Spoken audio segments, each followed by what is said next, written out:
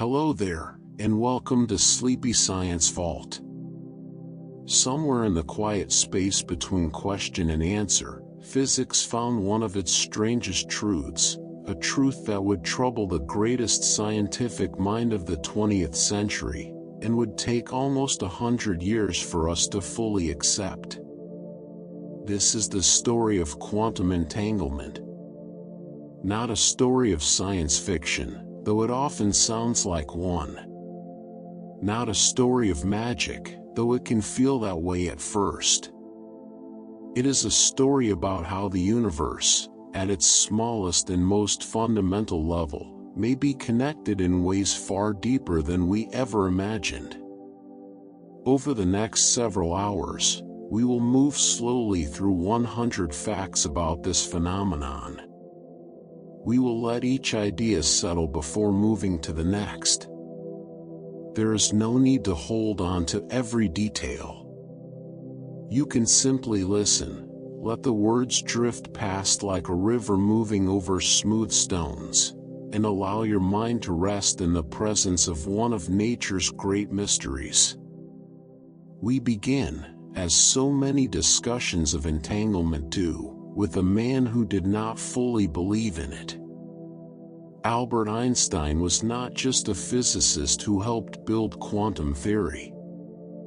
He was also one of its most persistent critics. And in the 1930s, when new experiments and calculations suggested that two particles could somehow share a connection that defied ordinary explanation, Einstein grew deeply uncomfortable. He gave this phenomenon a name that has outlived almost every technical term in physics. He called it spooky action at a distance. It's a phrase that sounds almost poetic for a man known for precise equations and careful reasoning.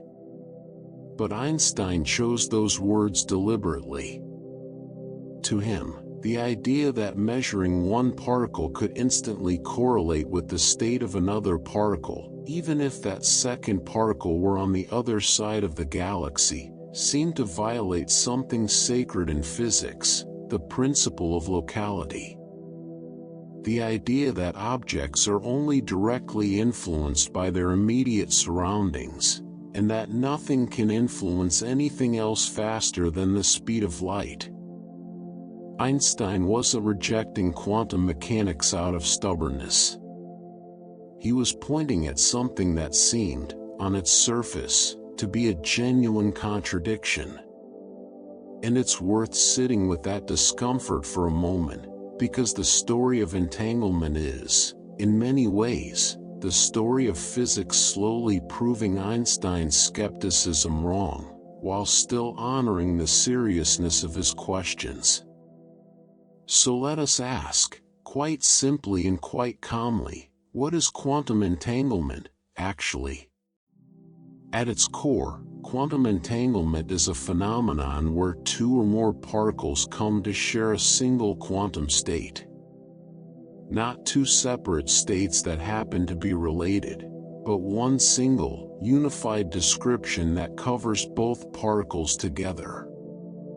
This is a strange thing to picture, because in our everyday world, objects are separate. A cup on a table and a book on a shelf have nothing binding their futures together. You can describe the cup completely without saying anything about the book. But entangled particles are not like that. Their properties become linked in a way that cannot be pulled apart, even in principle, even mathematically. In many cases, entangled particles behave not as two separate objects with their own private existence, but as a single combined quantum system. It's a bit like trying to describe a duet using only the notes of one instrument. You can't do it. The melody only makes sense when you consider both instruments playing together. The quantum state of an entangled pair is like that duet, complete only in its wholeness. This naturally raises a tempting image. perhaps there's some invisible thread, some ghostly string reaching across space, physically tying the particles together. But that image, however tempting, isn't quite accurate. Entanglement is not a physical connection in the way a wire connects two devices or a string connects two cans. There is no thread. There is no beam. There is no signal traveling between the particles in any conventional sense. Instead, entanglement is best understood as a mathematical property, a feature of how the shared quantum state is described. This is one of the more delicate points in this entire subject, and it's worth letting it settle slowly. When physicists say two particles are entangled, they are describing the structure of the equations that predict the particles' behavior. The particles share a single wave function, a single mathematical description, even while existing in different locations. It's not that something physical stretches between them, it's that separating them into two independent descriptions would give you an incomplete, and in fact incorrect, picture of what's really going on. This leads to something quietly profound. Entangled systems very often cannot be fully described by looking at their individual parts alone. Imagine trying to understand a conversation by listening to only one person speak, with long silences where the other person's words should be. You'd miss the meaning entirely. Entangled particles are like that conversation.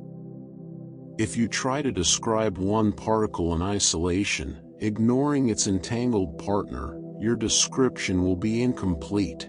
It will miss essential information that only exists in the relationship between the two. This is different from anything in classical physics, where objects, no matter how related their history, can always in principle be described separately. Entanglement breaks that assumption. It suggests that some systems are, in a very real sense, more than the sum of their parts. Now, here is where the phenomenon becomes almost dreamlike in its implications. Once two particles are entangled, measuring one of them can reveal information about the state of the other, instantly, even if that other particle is very far away. Not nearby. Not in the same room. Potentially on opposite sides of a laboratory, a country, or according to some experiments, opposite sides of a significant distance across the Earth. This is the heart of what troubled Einstein. If measuring one particle here can tell you something certain about a particle far away, right at that very moment, doesn't that imply some kind of influence traveling between them? And if so, wouldn't that influence have to travel faster than light, breaking one of the most fundamental rules of the universe as we understand it? It's a question worth sitting with in silence for a moment, because the answer, when it finally comes, is both reassuring and strange in equal measure. Despite how it sounds, entanglement does not let us send information faster than light. This is one of the most important and most frequently misunderstood facts in this entire subject. Yes, the measurement outcomes are correlated. Yes, they appear instantaneously linked. But you cannot use entanglement to send a message, a signal, or any usable information from one location to another faster than light allows. Why not? Because the results of quantum measurements are fundamentally random. When you measure an entangled particle, you cannot choose what outcome you get. You might get one result, or you might get the other, and there is no way to control which one appears. Since neither observer can control their own outcome, neither can encode a deliberate message into the process. All they end up with, when comparing notes later, after using entirely ordinary, light-speed limited communication, is a strange and beautiful correlation.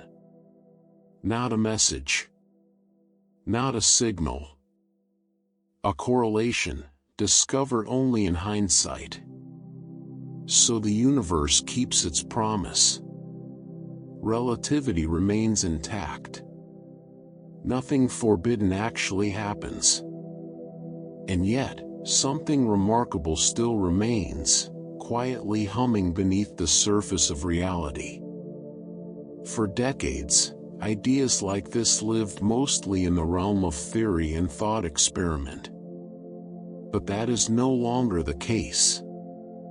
The effect has been tested, and tested again, in laboratories around the world, using increasingly rigorous and clever experimental designs. Physicists have closed loophole after loophole, ruling out simpler explanations, hidden mechanisms, or classical trickery that might otherwise account for the strange correlations being observed. And each time, entanglement has passed the test. Today, quantum entanglement is not considered a fringe idea, or a philosophical curiosity, or an unproven hypothesis. It is considered a real and well-established feature of quantum physics, verified with a level of experimental confidence that few phenomena in science can claim. It sits alongside gravity, electromagnetism, and the behavior of atoms as one of the confirmed pillars of how our universe operates at its smallest scales. And yet, confirmed does not mean fully understood. Physicists today can predict entanglement with extraordinary precision. They can create it, measure it, and even put it to practical use. But why entanglement works the way it does, why the universe permits this kind of deep correlation between particles, remains, in many ways, an open question. Scientists continue to explore what entanglement truly means at a deeper level, what it says about the nature of reality, locality, and even causality itself. This is part of what makes it endure as one of the great mysteries of modern physics. Not because we don't know it's real, we do. But because knowing something is true and understanding why it is true are two very different kinds of knowledge. Entanglement lives in that gap, patiently waiting for deeper answers. Let's return, gently, to where this story truly began. In 1935, Einstein, along with two colleagues, Boris Podolsky and Nathan Rosen, published a paper that would become one of the most famous and most discussed works in the history of physics. It's often referred to simply by the initials of its authors, the EPR paradox. The paper was not written to celebrate entanglement. It was written to challenge it. Einstein, Podolsky, and Rosen constructed a careful thought experiment designed to argue that quantum mechanics, as it was understood at the time, must be incomplete. They believed that the strange correlations predicted by quantum theory implied the existence of some deeper, hidden layer of reality, some missing piece of information that, if discovered, would restore a more comfortable, more classical picture of the universe. A universe where nothing acts instantly across distance, and where every particle carries its own private, well-defined properties at all times. It was a bold challenge, built with elegant reasoning, a graceful attempt to expose what Einstein believed was a flaw at the heart of the new physics. For decades, the EPR paradox remained largely a philosophical debate. Brilliant minds discussed it, argued over it, wrote papers responding to it, but there was no clear way, at the time, to test it directly. It sat in that patient, unresolved space between deep theory and practical experiment. It would take another physicist, working decades later, to find a way to turn this philosophical question into something that could actually be measured in a laboratory, to find a way to ask the universe directly whether Einstein's hidden, classical explanation was correct, or whether the strange quantum picture was the true nature of things. That is where our story will continue. For now, let this first set of ideas settle quietly in your mind. Two particles, no longer separate. A shared state that resists being pulled apart. A correlation that respects the speed of light, even while feeling, in some strange way, instantaneous. And a challenge, posed by one of history's greatest scientists, that would take the rest of the 20th century to fully answer. Rest here for a moment, in the space between knowing and not yet understanding.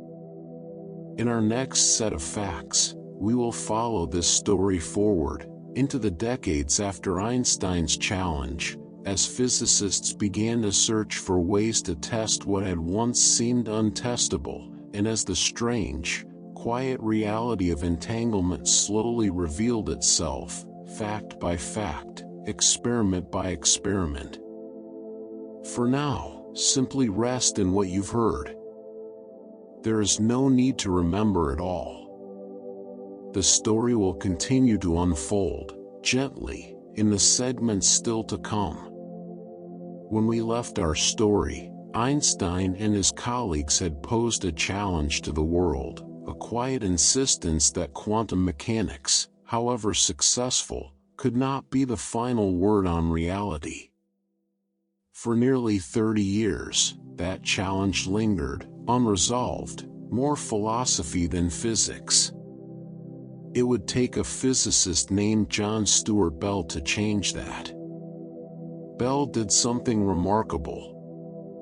He didn't just argue about entanglement in the abstract. He found a way to turn the question into mathematics, and then into something that could be tested on a laboratory bench. What Bell showed, in what we now call Bell's theorem, was profound in its simplicity. He proved that no theory built on what physicists call local hidden variables could ever reproduce all the predictions of quantum mechanics. In plainer terms, if particles carried their own hidden, predetermined properties, the way Einstein hoped, and if nothing could influence anything else faster than light, then there was a strict mathematical limit to how correlated their measurements could ever be.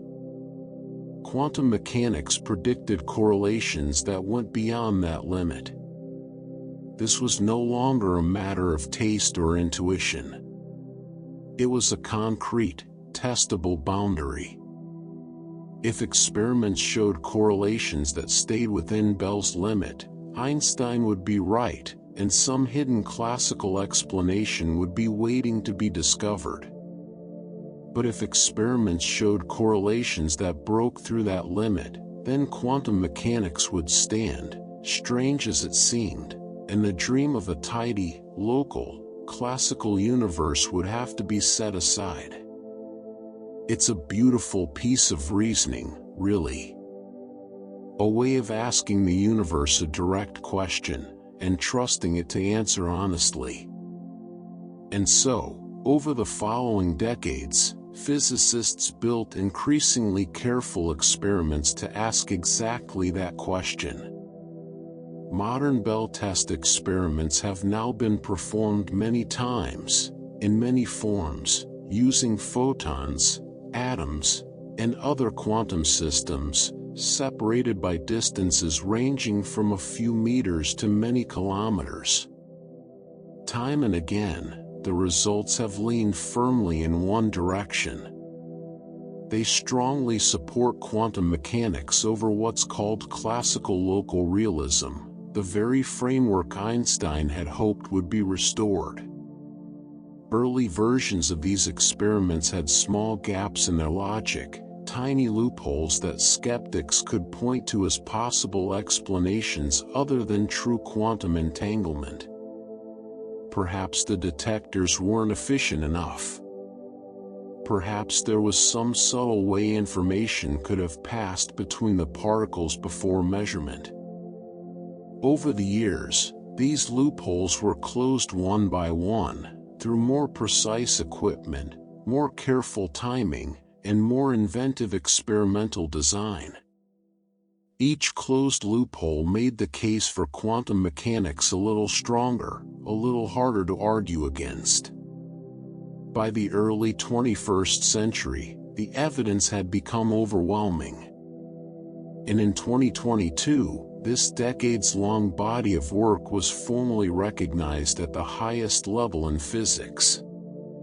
The Nobel Prize in Physics that year was awarded for experiments testing entanglement and Bell inequalities, work that had spanned careers, pushed the limits of experimental precision, and ultimately confirmed what quantum theory had predicted all along. It was, in many ways, physics honoring not just a discovery, but an entire lineage of careful, patient questioning that stretched back to Einstein's original doubts. It's worth pausing here, briefly, to appreciate the shape of this story. A challenge posed by one of history's greatest minds, a mathematical proof decades later showing exactly how that challenge could be tested, and finally, generations of experimentalists, quietly, patiently, gathering the evidence needed to answer it. Science, moving slowly, but moving surely. Let's turn now to some of the specific forms entanglement can take, starting with its simplest and most elegant examples. Physicists often describe certain foundational entangled states using the term Bell states. These are the simplest possible examples of entanglement between two particles, typically two photons or two qubits, and they form a kind of alphabet from which more complex entangled systems can be built.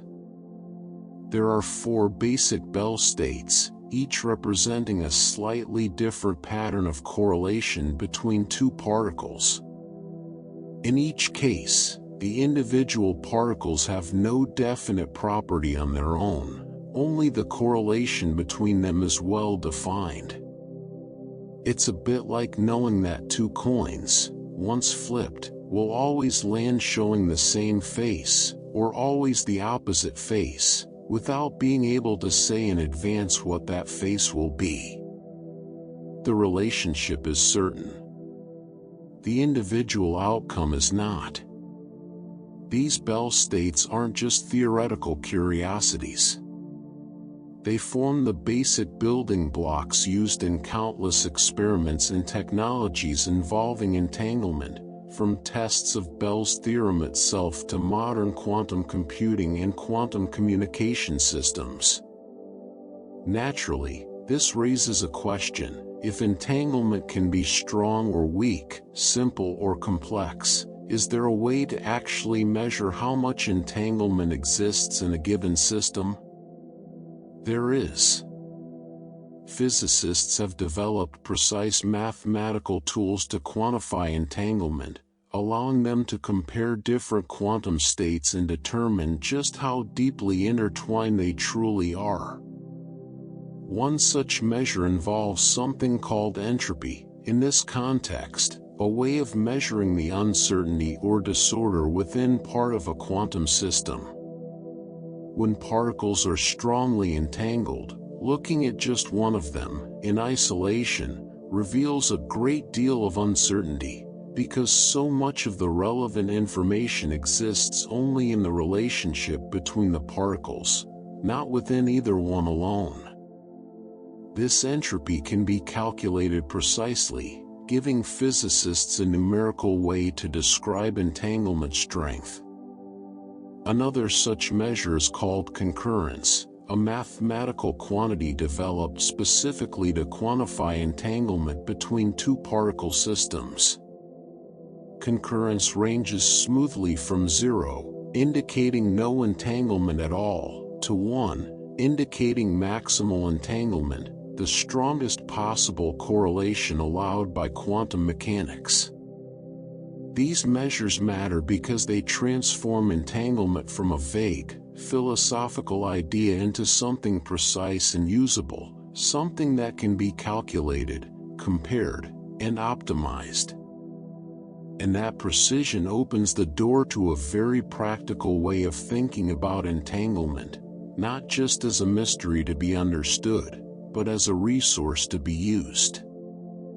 In fact, this is exactly how entanglement is treated in a field known as quantum information theory. In this field, entanglement is considered a resource, much the way energy is considered a resource in traditional physics and engineering. Just as engineers think carefully about how much energy a task requires, and how efficiently that energy can be used, quantum information scientists think about how much entanglement a particular task requires, and how it can be generated, preserved, and applied as efficiently as possible. This shift in perspective has been enormously productive.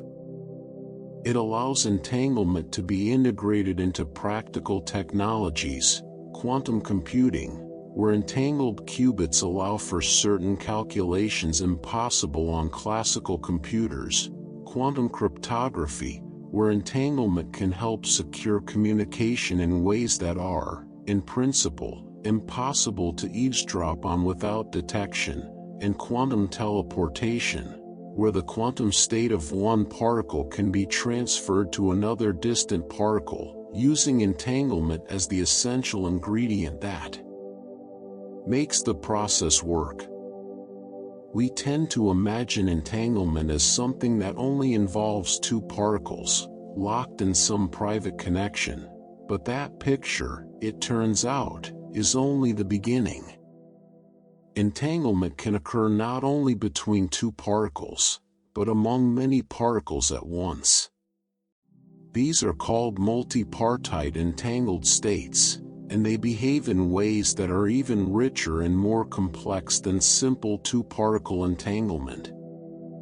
3 particles, 10 particles, even hundreds of particles can, in principle, become entangled together, sharing a single collective quantum state that cannot be broken down into smaller independent pieces. These larger entangled systems are especially important for advanced quantum technologies. Quantum computers, for instance, rely on entangling many qubits together, allowing information to be processed in ways that take advantage of the vast complexity that emerges when many particles share a single quantum state.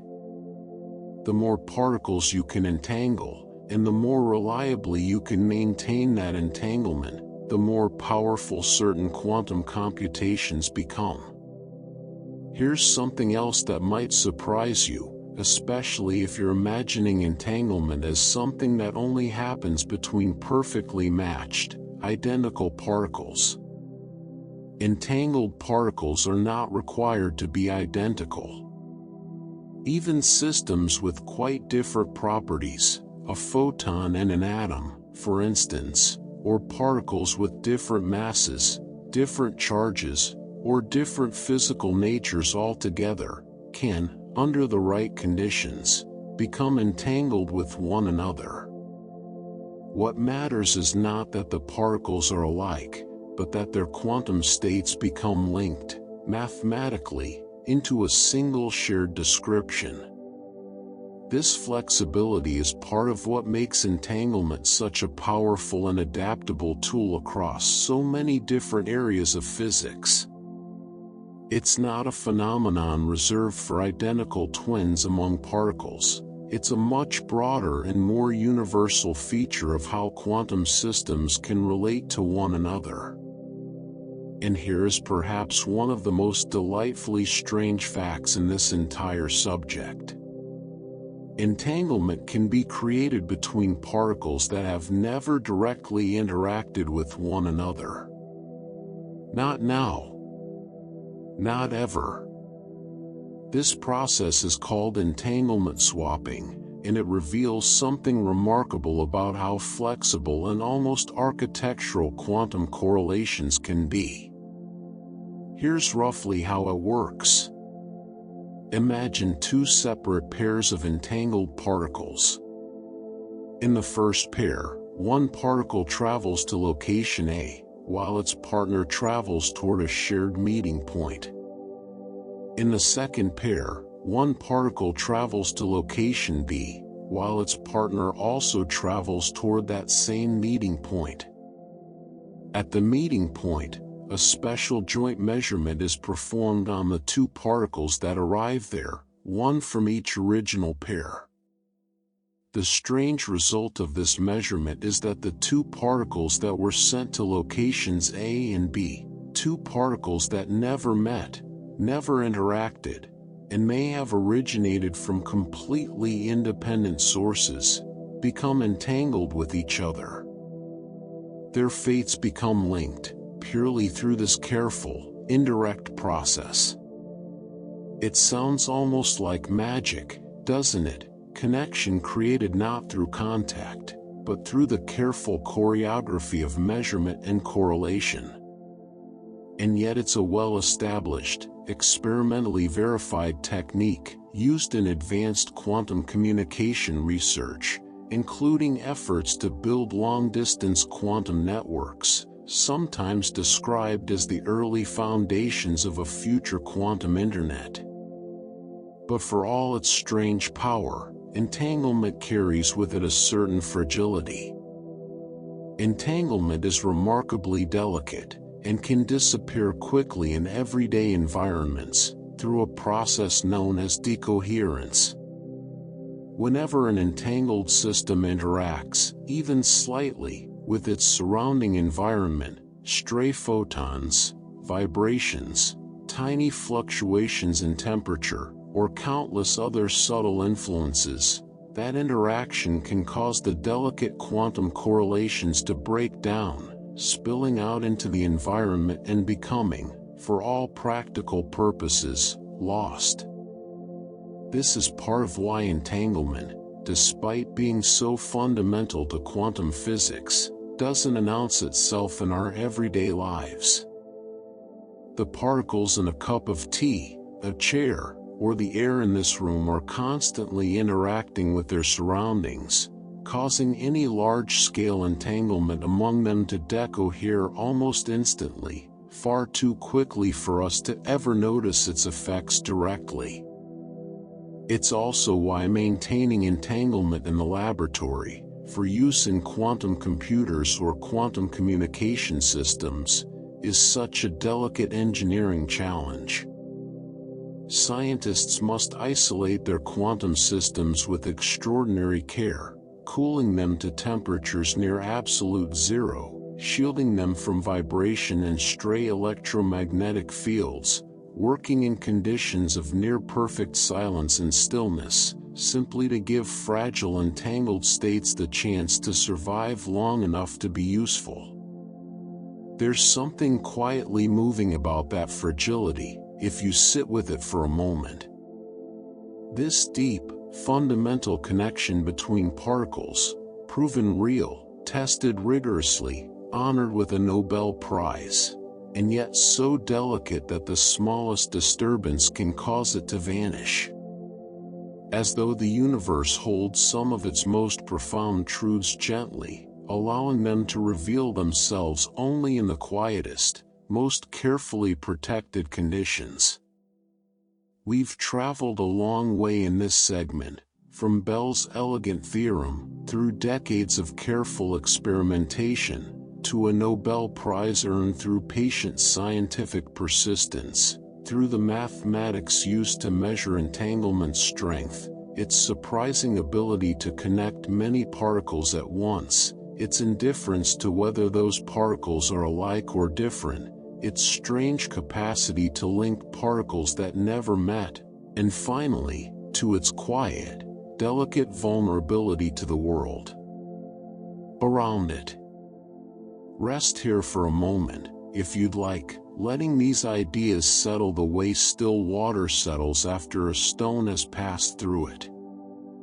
In the facts still to come, we'll continue following this story deeper, into the ways scientists put entanglement to practical use, and the surprising places, some far stranger than a laboratory, where its influence may reach. For now, simply continue to rest, and let the story carry you gently forward, into what comes next. We ended the last set of facts with a quiet thought, that entanglement, for all its power, is fragile, easily disturbed by the world around it. Let's stay with that idea a little longer, because it turns out to be one of the central challenges facing an entire generation of physicists and engineers. Decoherence remains one of the biggest obstacles in quantum science today, precisely because environmental noise can destroy entanglement so quickly. Even the smallest interaction with the outside world, a passing photon, a tiny vibration, a whisper of heat, can unravel the delicate correlations that make entanglement useful. For anyone trying to build real, working quantum technology, this fragility isn't just a philosophical curiosity. It's a practical, everyday problem, one that must be solved again and again, in ever more clever ways. And scientists have found ways to push back against this fragility, at least partially. One such approach involves something called decoherence-free subspaces. The idea is delicate, but the intuition behind it is surprisingly graceful. Sometimes, when a quantum system is disturbed by its environment, that disturbance affects all the particles in the system in a similar, collective way, what physicists call collective noise. Under these particular conditions, certain special combinations of quantum states can be constructed so that the disturbance cancels itself out, leaving the entangled information untouched, even while the surrounding noise continues. It's a bit like standing in a room where everything is gently shifting side to side, two objects moving in perfect unison, side by side, would appear undisturbed relative to each other, even as the whole room sways around them. Decoherence-free subspaces work in a similar spirit, protecting fragile entangled information by hiding it within patterns that noise simply cannot touch, at least under the right conditions. This has become an important tool for extending how long entanglement can survive in real, imperfect environments. This matters enormously, because entanglement isn't just an elegant idea confined to physics journals. It plays a central, practical role in one of the most exciting frontiers of modern technology, quantum computing. In a classical computer, information is stored in bits, each one simply a 0 or a 1. But in a quantum computer, information is stored in qubits, which can exist in more complex quantum states, and crucially, can be entangled with one another. When qubits become entangled, they no longer behave as separate, independent units of information. Instead, they form a single, interconnected system, capable of representing and processing far more complexity than the same number of classical bits ever could. This is one of the central reasons quantum computers may, for certain very specific tasks, dramatically outperform even the most powerful classical computers. As more qubits become entangled together, the space of possible states they can represent grows exponentially, not just additively.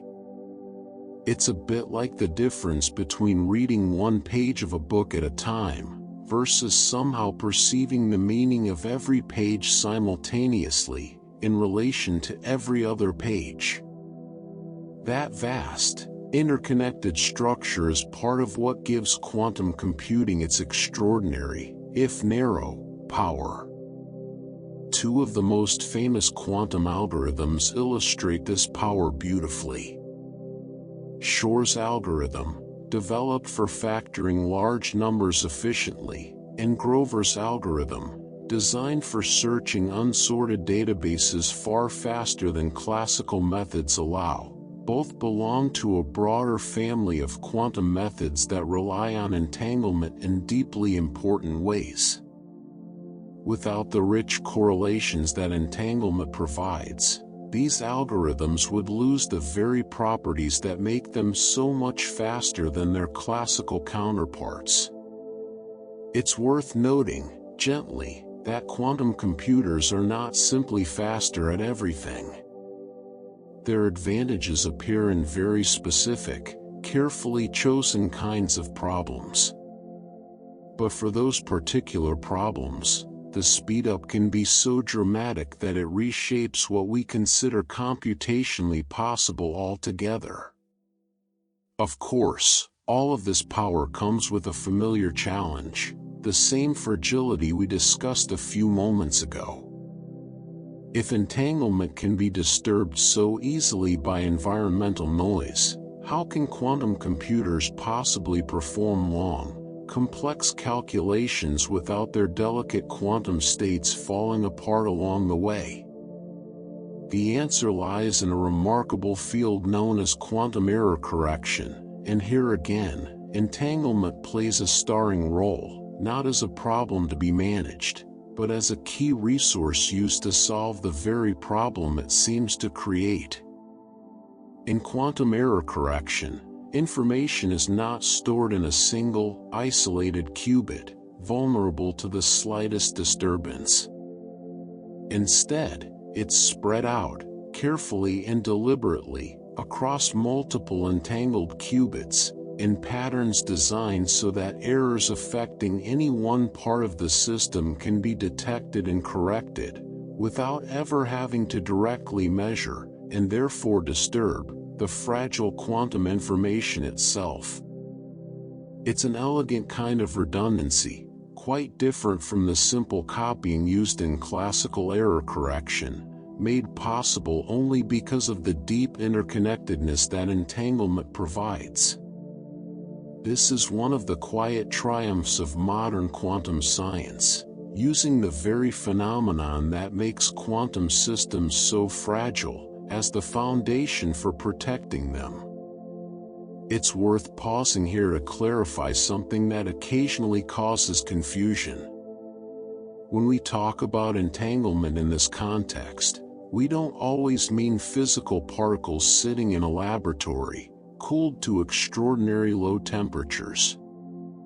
You can also have entanglement between qubits in a computer simulation, modeled entirely within classical hardware, used to study and predict how real quantum systems might behave. These simulations allow researchers to explore entanglement's mathematical structure, test new algorithms, and refine error correction techniques, all without needing a fully functioning quantum computer at hand. This leads naturally into another beautiful application of entanglement, one that reaches far beyond computing alone, into the very heart of how we understand complex physical systems.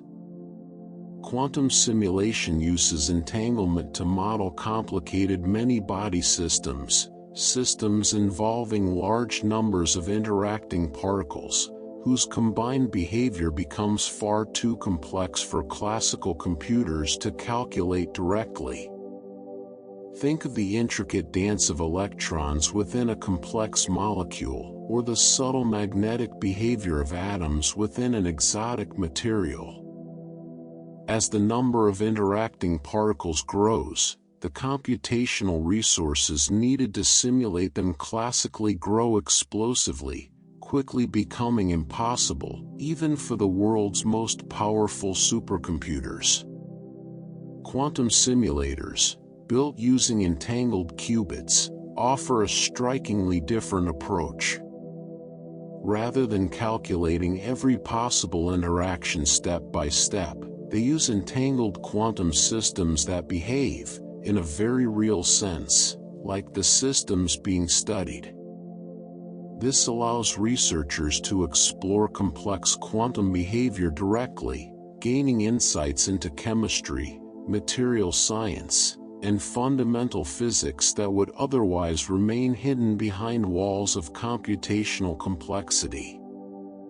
Let's turn now toward another domain where entanglement's strange properties become remarkably, quietly, useful: the world of secure communication.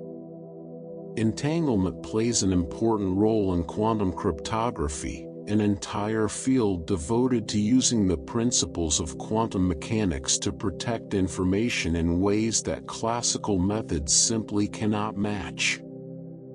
And within this field, one particular application stands out for its elegant use of entanglement's core properties: quantum key distribution. In quantum key distribution, entangled particles are used to help two parties generate a shared, secret cryptographic key, a key that can then be used to encrypt and decrypt sensitive information. What makes this approach so powerful isn't just the key itself, but the built-in security that entanglement provides.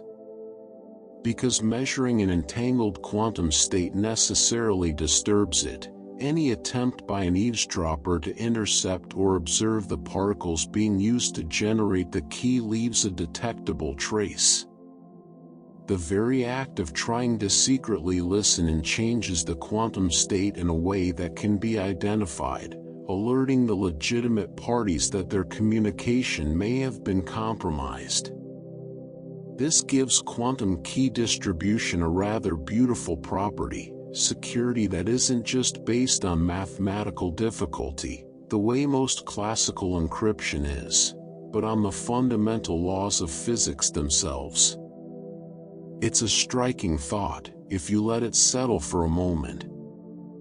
A method of protecting secrets, built not on complexity or cleverness alone, but on the deep, delicate nature of reality itself, on the simple, unavoidable fact that observing a quantum system changes it. We've moved, in this segment, from the quiet challenge of decoherence, through clever methods of protecting fragile entangled states, into the heart of quantum computing, where entanglement becomes not just a curiosity, but a genuine source of computational power, through error correction, simulation, and finally, into the elegant, physics-guaranteed security of quantum cryptography. Let this settle gently for a moment, the way it always does. These are not distant, abstract ideas confined to theoretical papers. They are active, evolving technologies, being built and refined in laboratories around the world, even as you rest here listening. In the facts still ahead of us, we'll continue exploring where entanglement leads, further into its subtle behaviors, its surprising connections to some of the deepest open questions in physics, and the remarkable ways scientists continue to harness it. For now, let your attention soften, if it hasn't already, and allow this quiet, steady unfolding of ideas to carry you forward, gently, into what comes next. We left off with quantum key distribution, and the quiet elegance of a security system guaranteed not by mathematics alone, but by the laws of physics themselves. Let's continue following entanglement into the wider world of communication, because its usefulness there goes far deeper than secrecy alone. Consider, for a moment, a curious puzzle. In classical communication, if you want to send 2 bits of information, you generally need to transmit 2 bits worth of physical signal. It seems almost obvious, 2 pieces of information require 2 pieces of transmission. And yet, in the quantum world, this intuitive rule can be gently, elegantly broken. This is the idea behind superdense coding. Using entanglement, it becomes possible to send 2 classical bits of information by transmitting only 1 qubit. It sounds almost like a magic trick, doesn't it? Doubling the information carried by a single quantum particle. But the explanation, once you sit with it, is quite beautiful in its logic. The process relies on a pair of particles that were entangled beforehand, shared between sender and receiver long before any message is sent. When the sender wants to communicate, they perform one of 4 possible simple operations on their own particle, based on the 2 bits of information they wish to send. They then transmit just that 1 particle to the receiver. Because the receiver already holds the other half of the entangled pair, they can perform a joint measurement on both particles together, and from that measurement, extract the full 2 bits of information that only became meaningful once both particles, and their entangled history, were brought back together. It's a wonderful illustration of something we touched on earlier, how entangled particles function as a single system, even when physically separated. The information isn't really carried by 1 particle alone. It's carried by the relationship between the 2, a relationship established well in advance, and drawn upon only at the final moment. This idea of using entanglement to move information in unconventional ways leads naturally to one of the most evocative concepts in all of quantum physics, quantum teleportation. The word itself tends to conjure images from science fiction, a person, or an object, vanishing in one location and reappearing, instantly and completely, somewhere else. It's a wonderfully cinematic idea. But the real phenomenon, though no less remarkable, is quite different, and quite specific. Quantum teleportation uses entanglement to transfer a quantum state, not physical matter itself. Nothing physical actually travels between locations in the way the word teleportation might suggest. Instead, the precise quantum information describing a particle, its exact quantum state, is transferred from one particle to another, potentially very distant, particle. And here's the graceful and important detail: in the process, the original particle's state is destroyed, while a distant particle takes on that exact state instead. It's worth letting that distinction settle gently, because it's often misunderstood, even by science enthusiasts. In laboratory experiments, quantum teleportation transfers the state of a particle, not the particle itself.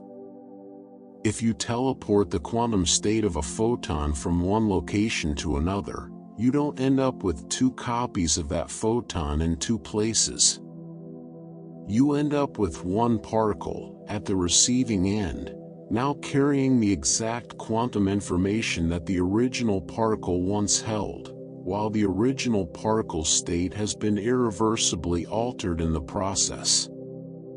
This is entirely consistent with a deeper rule in quantum mechanics, sometimes called the no-cloning theorem, which forbids making perfect independent copies of an unknown quantum state.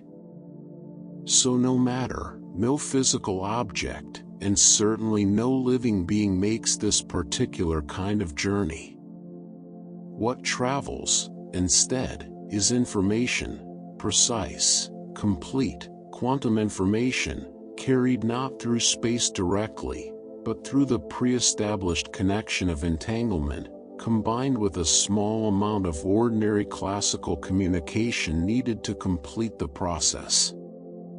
It's a technique already demonstrated many times in laboratories around the world, across distances ranging from a few meters within a single room, to many kilometers across cities, and even, as we'll explore shortly, between the Earth and orbiting satellites. This growing ability to move quantum states across real, physical distances brings us to one of the most ambitious visions in modern physics, the idea of an entirely new kind of internet. Entanglement is being explored, quite seriously, as a fundamental building block for a future quantum internet.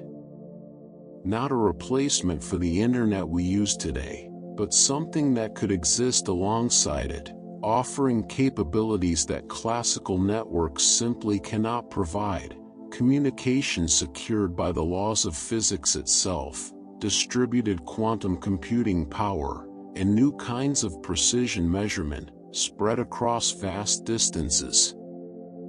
This vision depends on entanglement being studied for use in quantum communication networks, systems specifically designed to generate, distribute, and preserve entangled particles across meaningful distances, connecting quantum devices in much the way fiber optic cables and routers connect classical computers today. It's early, ambitious work, more like the Internet's earliest research days than anything resembling a finished system. But the foundational pieces are steadily, patiently, coming together. One of the practical challenges in building such a network involves simply generating enough usable entanglement, efficiently and reliably. Here, researchers have found a clever solution. Quantum networks can boost entanglement distribution by multiplexing multiple qubits at a single node. In simpler terms, rather than relying on just one photon or one qubit at a time to attempt the delicate process of generating and transmitting entanglement, a network node can work with many qubits simultaneously, increasing the overall chances of successfully establishing entanglement across the network, without needing to slow the process down to a single fragile attempt at a time. It's a bit like a switchboard operator handling many calls at once, rather than waiting patiently for a single line to connect before beginning the next. Beyond generating entanglement efficiently, there's another major challenge. Entanglement, as we've discussed, is fragile and tends to degrade over long distances, much like a signal weakening as it travels through a long cable. To overcome this, researchers have developed devices called quantum repeaters, designed to extend entanglement across much greater distances than would otherwise be possible. And here, real experimental progress has been made. In 2023, a significant quantum repeater experiment successfully transmitted entanglement over a distance of 50 kilometers. This represented a meaningful milestone, demonstrating that entanglement could be preserved and extended across real-world distances, using carefully engineered repeater technology, rather than remaining confined to short laboratory setups measured in mere meters. That same body of research offered an even more striking glimpse into the future. The underlying repeater technology showed that a network of 17 nodes, using trapped ions as their quantum systems, could, in principle, connect ions separated by as much as 800 kilometers. It's important to note the careful wording here. This was shown to be possible in principle, based on the demonstrated performance of the repeater technology, rather than a single completed real-world link spanning that entire distance. but it offers a meaningful, evidence-based glimpse into just how far these networks might eventually reach, once fully developed and scaled. Alongside these repeater-based approaches, other researchers have pursued a different, equally impressive path, one focused on reliability rather than sheer distance. In one notable demonstration, deterministic entanglement-assisted quantum communication was achieved over 20.121 kilometers of optical fiber. The word deterministic here is quite significant. Many early entanglement-based communication methods relied on probabilistic processes, methods that worked only some of the time, requiring many attempts before success.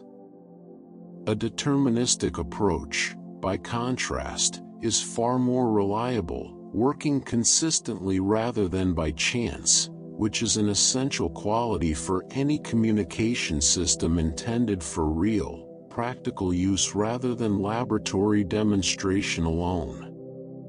Finally, let's lift our gaze, quite literally, from these terrestrial networks of fiber optic cable up toward the sky. For years, one of the most impressive demonstrations of long-distance entanglement involved sending quantum signals from orbiting satellites down to ground stations on Earth, spanning distances of well over 1,000 kilometers. But more recently, researchers have accomplished something even more demanding. Quantum signals can now be sent from Earth up to satellites, not only from space down to Earth. This might sound like a small distinction, but the underlying engineering challenge is considerably more difficult.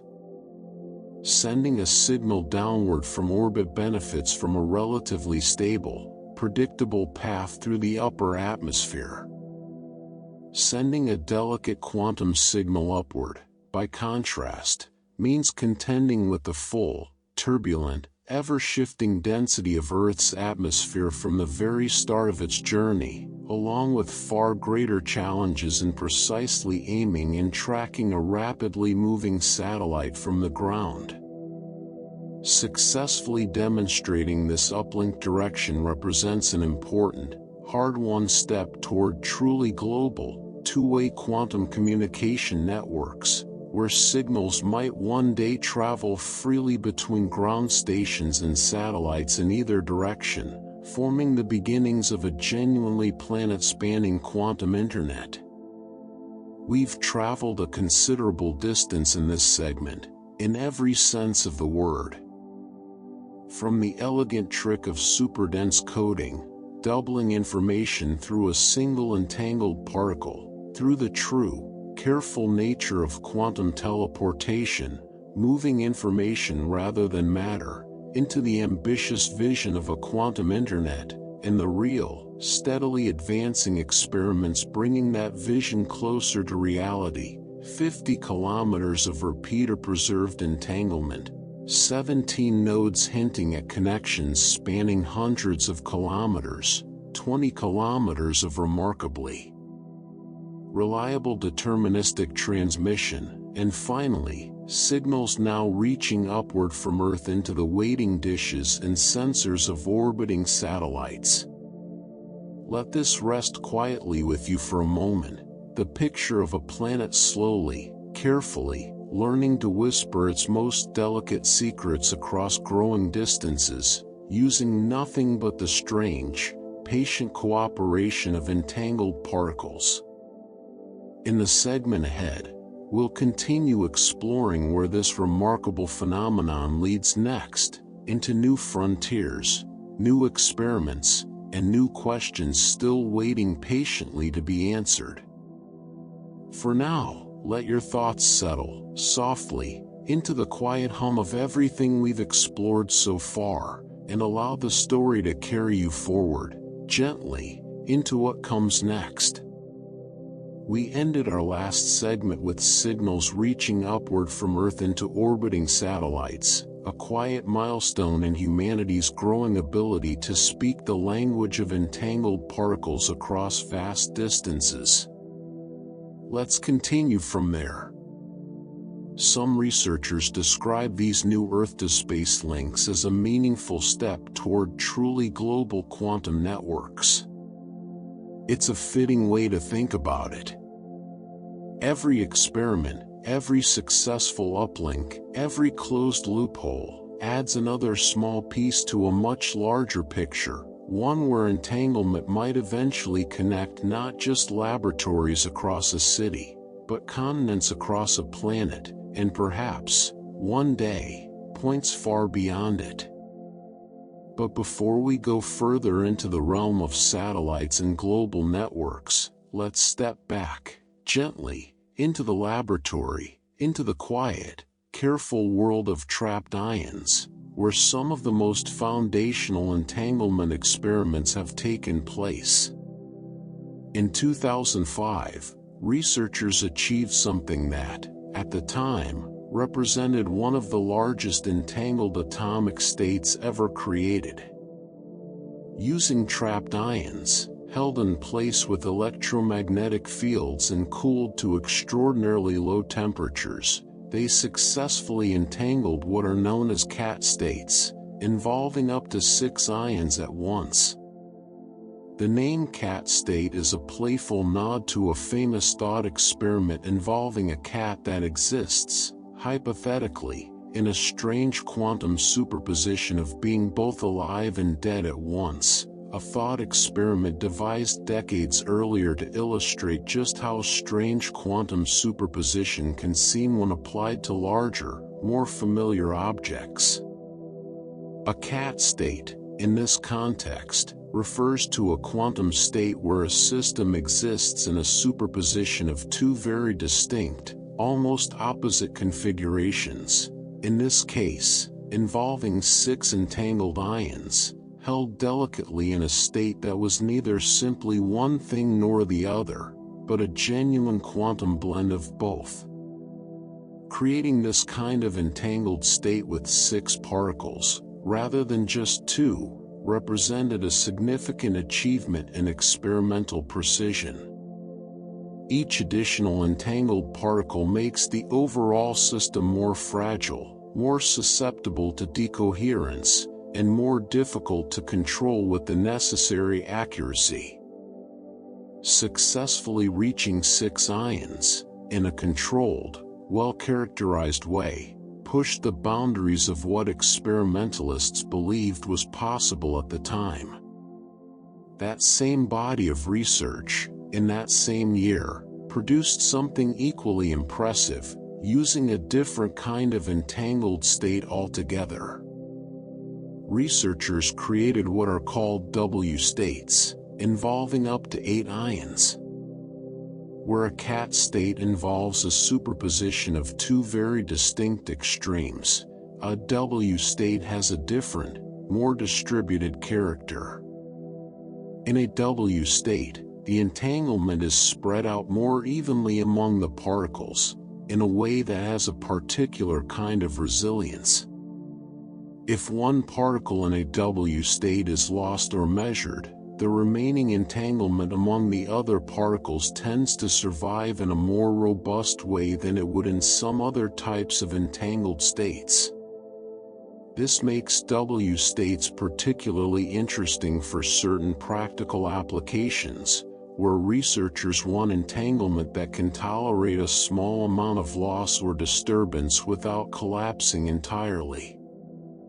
Reaching 8 entangled ions in this particular configuration was, again, a notable milestone, a careful demonstration that larger and larger entangled systems could be constructed and controlled with real experimental precision, rather than existing only as theoretical possibilities. What made this early work especially significant wasn't simply the size of these entangled states, impressive as that was, but how they were created.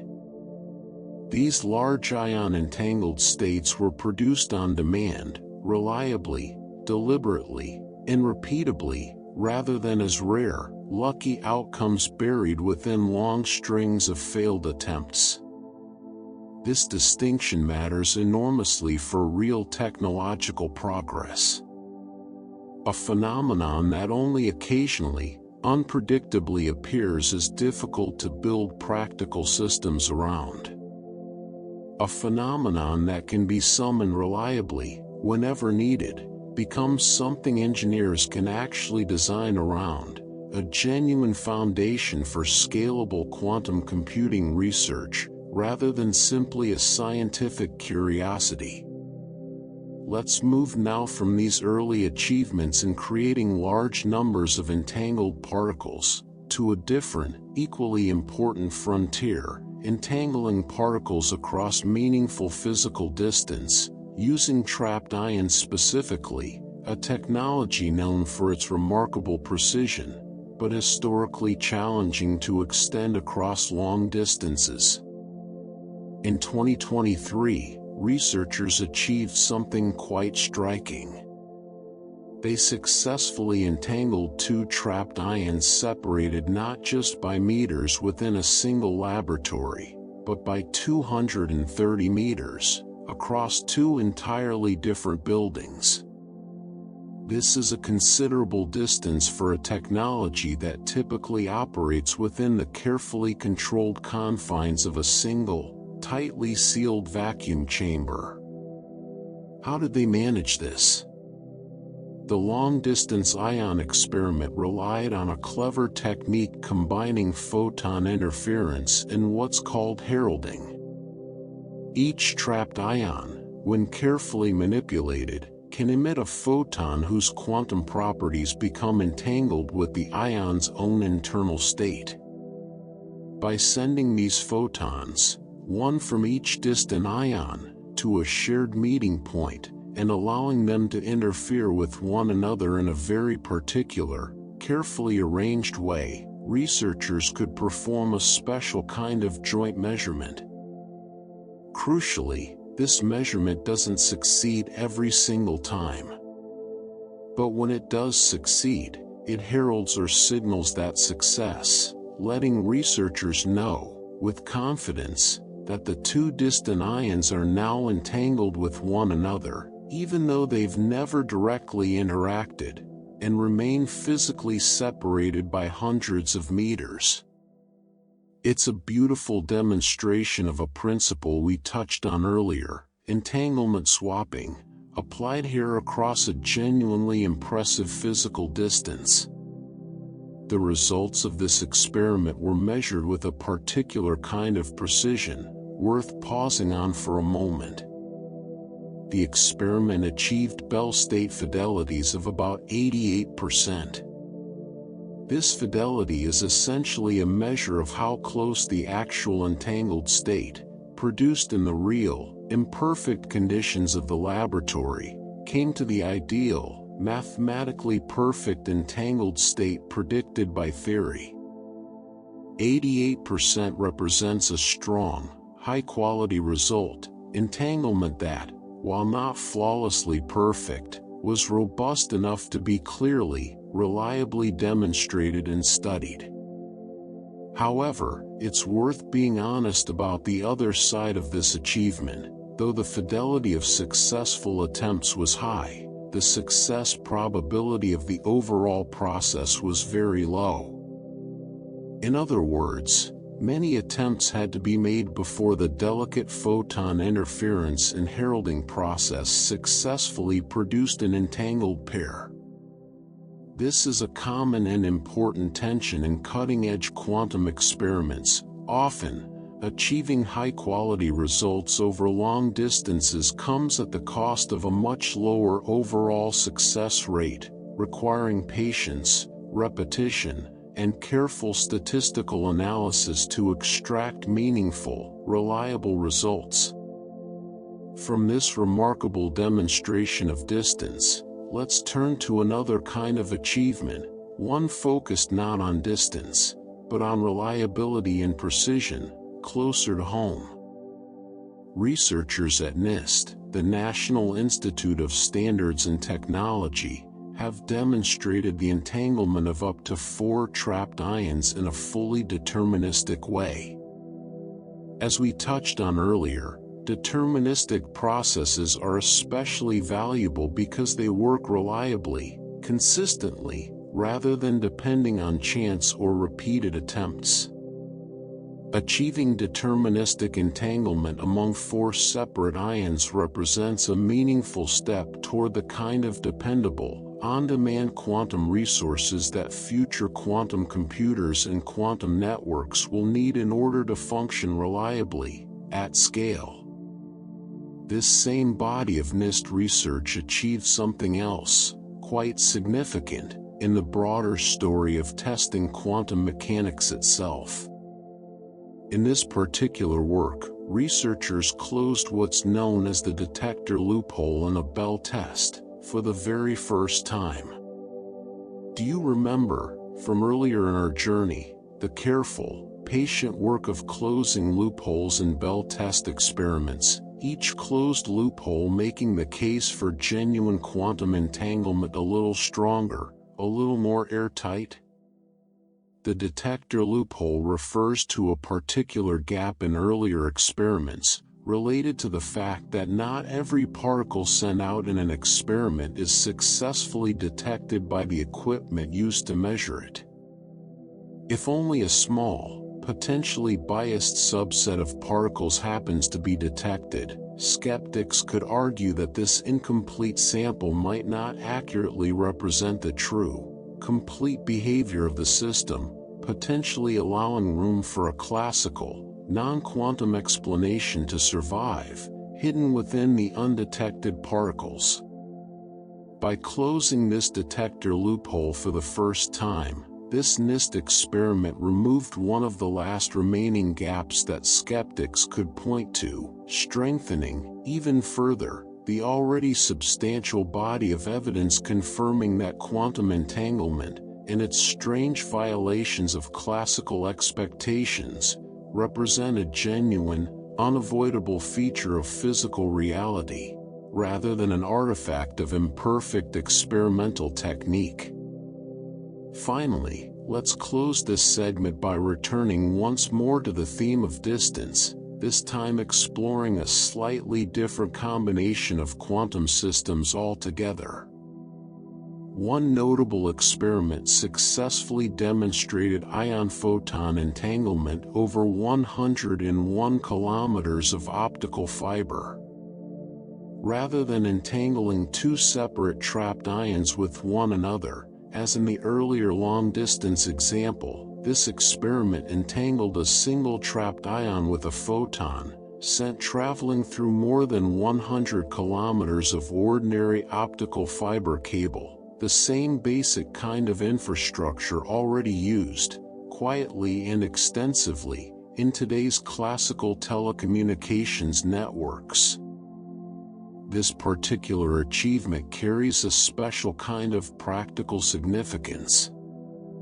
If entanglement can be reliably established between a stationary ion, useful for storing and processing quantum information, and a photon, ideally suited for rapidly transmitting that information across long distances through existing fiber networks, it points toward a particularly promising architecture for future quantum networks, one where trapped ions might serve as stable, reliable quantum memories, while photons carry entangled information swiftly between them, potentially using much of the same fiber infrastructure already threaded quietly beneath our cities and across our countries today. We've covered a great deal of ground in this segment, in every sense of the phrase. From the early, foundational achievements of 2005, entangling 6 ions in delicate cat states, and 8 ions in resilient W states, both created reliably, on demand, to the striking 2023 demonstration of entangling ions across 230 meters, using the elegant technique of photon interference and heralding, through NIST's deterministic entanglement of 4 ions. and the historic closing of the detector loophole, and finally, to the promising, practical achievement of ion photon entanglement, stretching across 101 kilometers of ordinary optical fiber. Let this settle quietly with you for a moment, the way it always does at this point in our journey. Each of these experiments, small and specific as they might sound on their own, represents a careful, patient step forward. Researchers, working quietly in laboratories around the world, slowly, deliberately, teaching entanglement to reach further, last longer, and behave more reliably than ever before. In the segment ahead, we'll continue following this story forward, deeper still into the frontiers where entanglement is being explored, tested, and understood. For now, let your thoughts rest, gently, in the quiet accumulation of everything we've explored together so far, and allow this steady, patient unfolding of discovery to carry you forward, softly, into what comes next. We left off with ion-photon entanglement reaching across 100 kilometers of fiber, a quiet promise of what future quantum networks might look like. Let's continue now, moving from these individual milestones of distance and reliability, towards something broader, the growing complexity of the systems researchers are learning to entangle. For much of this journey, we've focused on entanglement between pairs, two particles, two ions, two photons, linked together in that strange, elegant relationship we've spent so much time exploring. But the field, as a whole, has been steadily expanding beyond these simple pairs. Entanglement research is now expanding from single-pair systems into far more complex multimode and multipartite structures. Rather than asking simply whether two particles can be entangled, researchers are increasingly asking a more ambitious question: how many particles, or how many distinct quantum modes, can be woven together into a single, coherent entangled structure, and how can that structure be controlled, shaped, and put to practical use? This shift matters enormously for the future of quantum technology. A quantum computer built from only pairs of entangled particles is fundamentally limited in what it can achieve. Real, powerful quantum systems require entanglement that spans many particles at once, arranged in careful, deliberate patterns. And so, much of the cutting edge of modern entanglement research now centers on exactly this challenge, scaling up from simple pairs toward rich, complex, many-particle quantum structures. Trapped ion systems, which we've already seen play such an important role throughout this story, are once again at the center of this effort. Researchers are actively working to synthesize multimode entangling gates, specifically designed for larger quantum processors. An entangling gate, in this context, is a carefully engineered operation, a precise sequence of physical manipulations, that takes separate, independent quantum systems and deliberately entangles them together, in a controlled, predictable way. Multimode entangling gates extend this idea further, allowing many different vibrational or quantum modes within a trapped ion system to become entangled simultaneously, rather than working with just one connection at a time. This kind of work is essential groundwork for scaling trapped ion quantum computers beyond small, proof-of-concept demonstrations, toward larger, more powerful processors capable of tackling genuinely useful computational problems. One particularly interesting piece of recent research, published in 2025, explore a rather unconventional approach to generating this kind of complex entanglement. Rather than trying to carefully shield a quantum system from all outside disturbance, the way so much of quantum engineering typically attempts to do, this study instead used controlled dissipation, a deliberate, carefully engineered form of interaction with the environment, to generate programmable, multimode entangled states within the vibrational motion of trapped ions. It's a wonderfully counterintuitive idea, when you think about it. For most of our journey together, we've talked about environmental interaction as something to be avoided, something that threatens to destroy delicate entanglement through decoherence. But here, researchers turn that relationship on its head, using carefully controlled, precisely engineered dissipation, not as an enemy of entanglement, but as a tool for creating it, in a programmable, deliberate way. Working from what are called thermal states, essentially, the ordinary, somewhat disordered vibrational states that trapped ions naturally settle into, rather than perfectly prepared quantum states, this experiment successfully created entangled states across 2, 3, and 5 distinct vibrational modes. Each of these vibrational modes represents a different pattern of motion within the trapped ion system, and successfully entangling multiple modes together, starting from these simple, everyday thermal states, represented a meaningful and rather elegant achievement. Naturally, whenever researchers claim to have created genuine multipartite entanglement, involving many particles or modes at once, it's important to verify that claim rigorously, rather than simply assuming it based on the experimental setup alone. And so, this trapped ion work confirmed its results using something called the Van Luck-Furusawa criteria, a set of precise mathematical tests, specifically developed to distinguish true, genuine multipartite entanglement from other, more mundane forms of correlation that might, on the surface, appear similar, but lack the deep, inseparable quantum connection that defines real entanglement.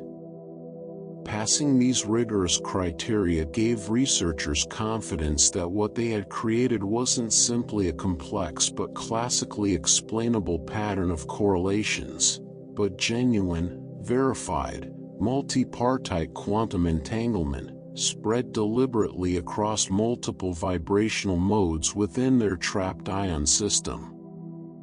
As these systems grow larger and more complex, a new kind of challenge naturally emerges, one of pure scale.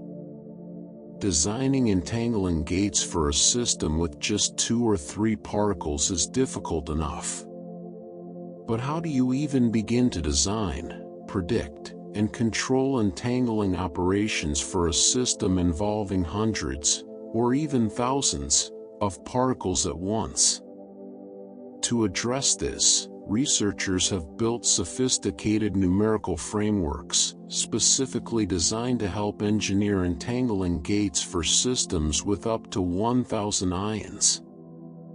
These frameworks use careful mathematical modeling and simulation, allowing researchers to predict, in advance, how proposed entangling operations might behave across such large systems, without needing to physically build and test every possible configuration through trial and error alone. This kind of theoretical groundwork is essential for guiding the practical, experimental development of the large-scale quantum processors that future quantum computing may ultimately require. Let's return, for a moment, to that particular 2025 study we touched on a few minutes ago, because it's worth sitting with its results a little more closely, from a slightly different angle. This body of work reported multimode entanglement, generated specifically through what researchers call dissipation engineering, Within trapped ion systems, the same careful, deliberate use of controlled environmental interaction we described earlier turned into a genuine, reliable tool for entanglement generation, rather than simply an interesting side effect to be minimized. As we noted, this experiment successfully created 2-mode, 3-mode, and 5-mode squeezed entangled states, beginning from ordinary thermal states. The term squeezed, in this context, refers to a particular kind of quantum state where uncertainty is deliberately redistributed, reduced in one particular property, at the cost of increased uncertainty in another, related property. Squeezed entangled states like these are particularly valuable for certain advanced applications in quantum sensing and quantum information processing, where minimizing uncertainty in one very specific, carefully chosen measurement can offer significant practical advantages. The overall quality of this achievement was measured with real precision. The reported fidelity in this work exceeded 84%, a strong, meaningful result, indicating that the entangled states actually produced in the laboratory closely matched the ideal, theoretically predicted states researchers were aiming to create, even while working with the inherently imperfect, somewhat disordered starting point of ordinary thermal states, rather than carefully pre-prepared, pristine quantum states. Let's close this segment with one more quiet but meaningful achievement, one focused not on creating entanglement, but on the equally important challenge of correctly identifying it, once created. Do you recall, from our earlier segment, the special, resilient nature of W states, those particular multipartite entangled states, where entanglement is distributed evenly enough among particles that losing one particle doesn't necessarily destroy the correlations among the rest? For quite some time, researchers faced a persistent, rather stubborn challenge, reliably confirming, through experimental measurement alone, that a given quantum system genuinely represented this specific, valuable type of entanglement.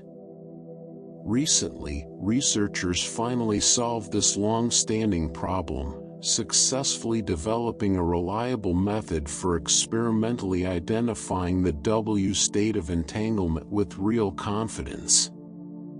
This might sound, on its surface, like a modest, purely technical achievement, but in experimental physics, being able to reliably confirm exactly what you've created is every bit as important as being able to create it in the first place. Without a trustworthy way to verify a particular entangled state, researchers are left working somewhat blindly, uncertain whether their careful experimental efforts have truly succeeded, or merely produced something that superficially resembles success.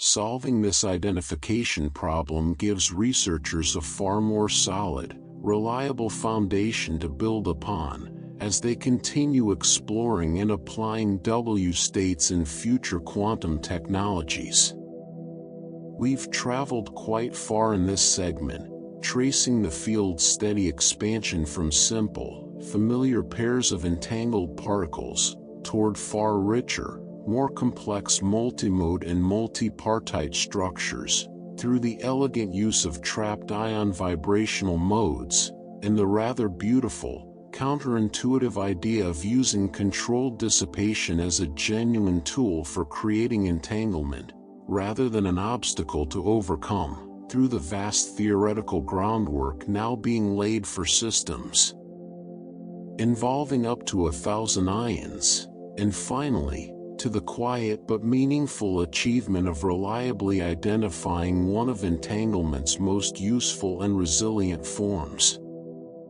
Let this settle gently with you now, as it always does at this point in our journey. Each of these advances, careful and incremental as they may seem, represents another quiet step forward in humanity's slow, patient effort to understand, and ultimately master, one of nature's strangest and most beautiful phenomena. In the segment ahead, we'll continue following this story forward, deeper still into new frontiers, new questions, and new discoveries still patiently waiting to be explored. For now, let your thoughts rest, softly, in the quiet accumulation of everything we've journeyed through together so far, and allow this steady, gentle unfolding of discovery to carry you forward, once again, into what comes next. We ended the previous segment with researchers finally learning how to reliably identify the elusive W state, closing a long-standing gap in experimental physics. Let's pick up that thread now, and follow it a little further, because the story of identifying W states doesn't end there. It continues into something even more practical. Scientists are now developing uncertainty-based methods to identify W states, without needing to perform what's called full quantum state tomography. Quantum state tomography, in its complete form, is an extraordinarily thorough process, a way of reconstructing the entire quantum state of a system by performing a very large number of different measurements, then piecing all of that information together, much like assembling a detailed portrait from countless individual brushstrokes. It works, but it's slow, resource-intensive, and becomes dramatically more difficult as the number of particles involved grows larger. These newer, uncertainty-based methods offer a more efficient alternative. Rather than reconstructing the entire quantum state in full detail, they rely on specific mathematical relationships, rooted in the natural uncertainty that exists between certain quantum properties, to determine, with confidence, whether a system genuinely holds W-state entanglement, without needing every single detail of the state structure. It's a bit like recognizing a familiar piece of music from just a few key notes, rather than needing to hear every single measure played from beginning to end. This shift matters for a very practical reason. These newer methods also help distinguish W states from a different, related kind of multipartite entanglement, called GHC states, more efficiently than before.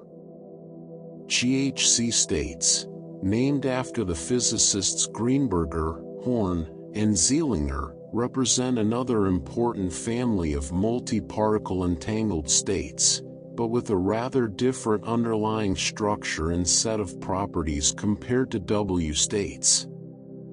Being able to efficiently and reliably tell these two types apart, without resorting to slow, exhaustive tomography, gives researchers a much faster, more practical way to verify exactly what kind of entanglement they've created in a given experiment. And this W-state result matters for reasons that reach well beyond simple laboratory verification.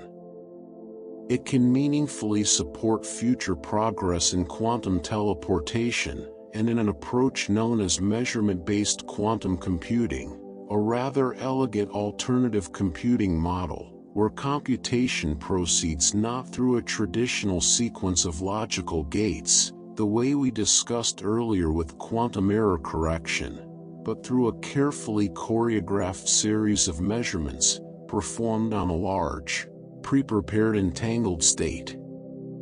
In this measurement-based approach, the specific structure of the underlying entanglement, including states like the W state, becomes absolutely central to how the computation actually unfolds.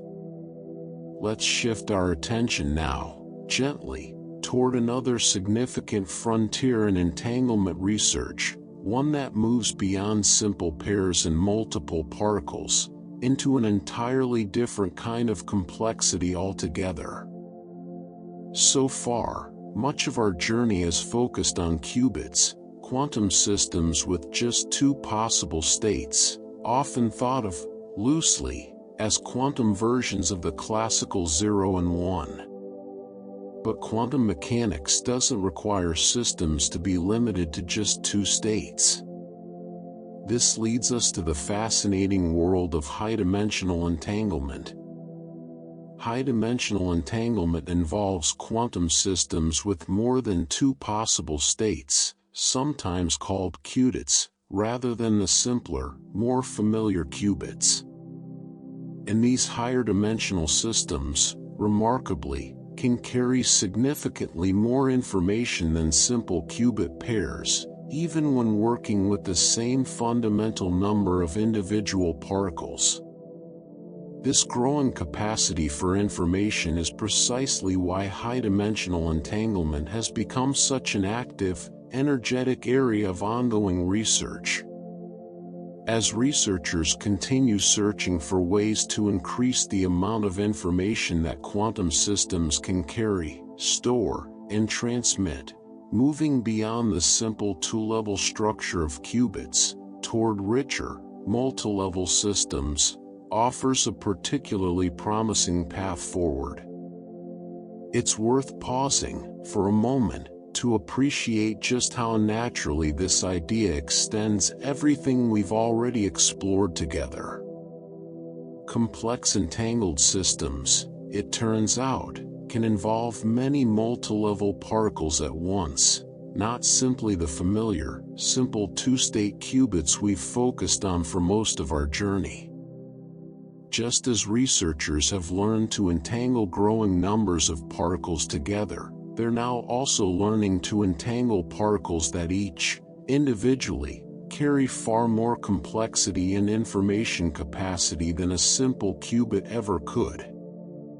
Some particularly compelling recent research illustrates this beautifully.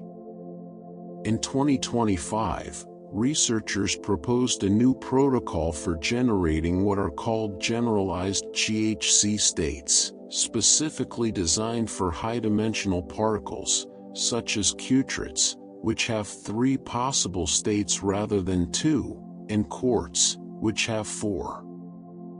This particular protocol relied on something called a balanced one-axis twisting model, a mathematical and physical approach originally developed for simpler, two-level qubit systems, but here, carefully and cleverly adapted to work with these richer, higher-dimensional qubit systems instead.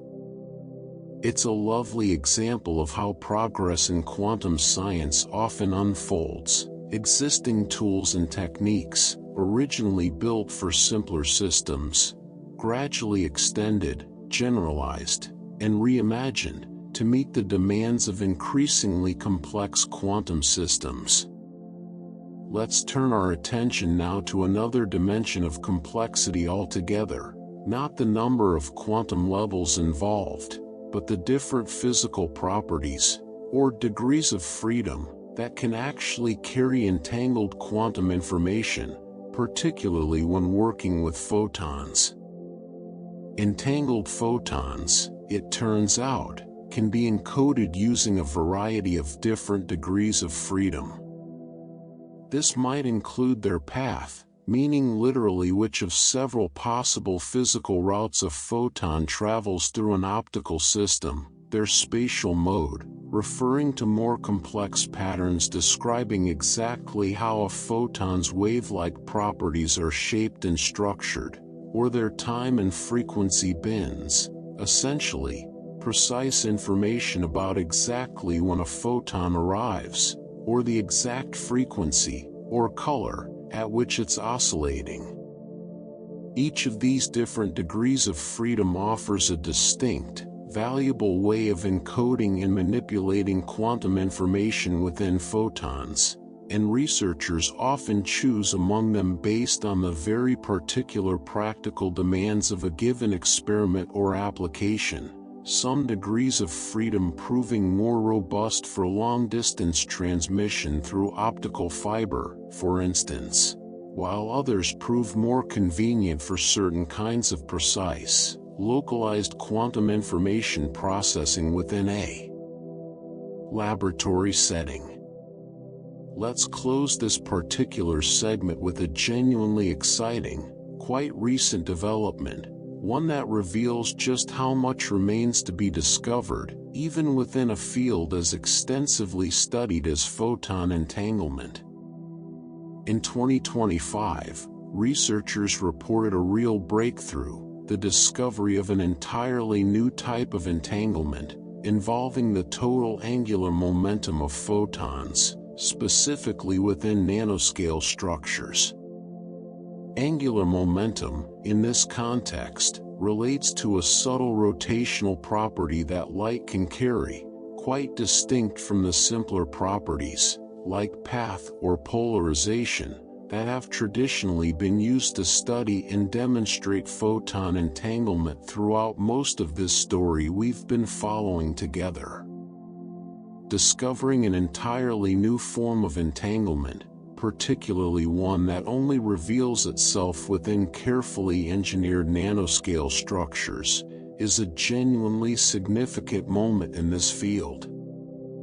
It's a reminder, delivered quietly but firmly, that even after nearly a century of dedicated study, stretching all the way back to Einstein's original, skeptical questions, entanglement continues to reveal new, previously unexplored facets of its own strange, extraordinary nature, particularly as researchers push their experiments into ever smaller, ever more precisely engineered physical scales.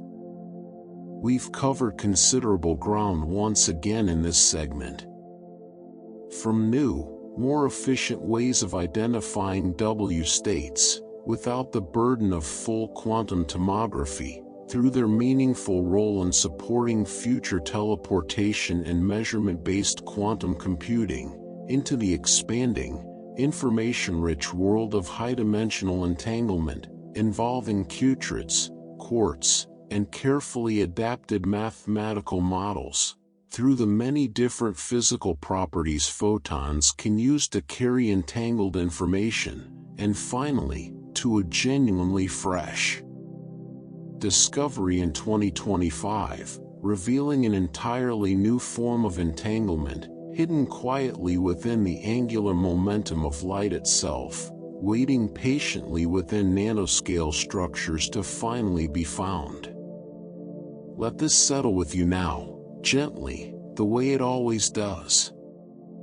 A field, nearly a century old, still finding entirely new dimensions to explore, entirely new forms of connection, waiting quietly to be uncovered. In the segment ahead, we'll continue this journey forward, moving deeper still into new discoveries, new applications, and new questions that remain, patiently, to be explored.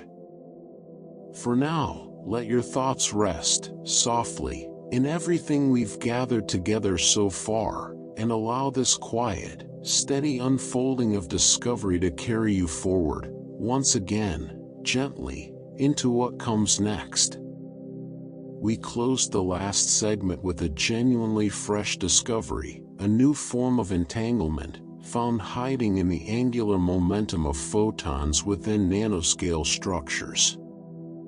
Let's linger there a moment longer, because the significance of that discovery deserves a bit more room to breathe. That discovery was described, by those closest to the research, as the first entirely new form of quantum entanglement found in more than 20 years. Sit with that for a moment. 20 years, in a field that moves as quickly and as productively as quantum physics, is a remarkably long stretch of time. Researchers have spent those 2 decades refining, extending, and applying the forms of entanglement already known, the Bell states, the GHC states, the W states we've spent so much of this journey exploring together. And yet, quietly, patiently, nature still held something new in reserve. A property of light, angular momentum, familiar in other contexts for a very long time, revealing an entirely unexpected entangled character, once examined at just the right scale, in just the right kind of structure. It's a gentle reminder of something worth carrying with you, even as you rest here listening, that even our most well-studied scientific subjects can still hold surprises, waiting patiently for the right question, asked at the right moment, in the right way.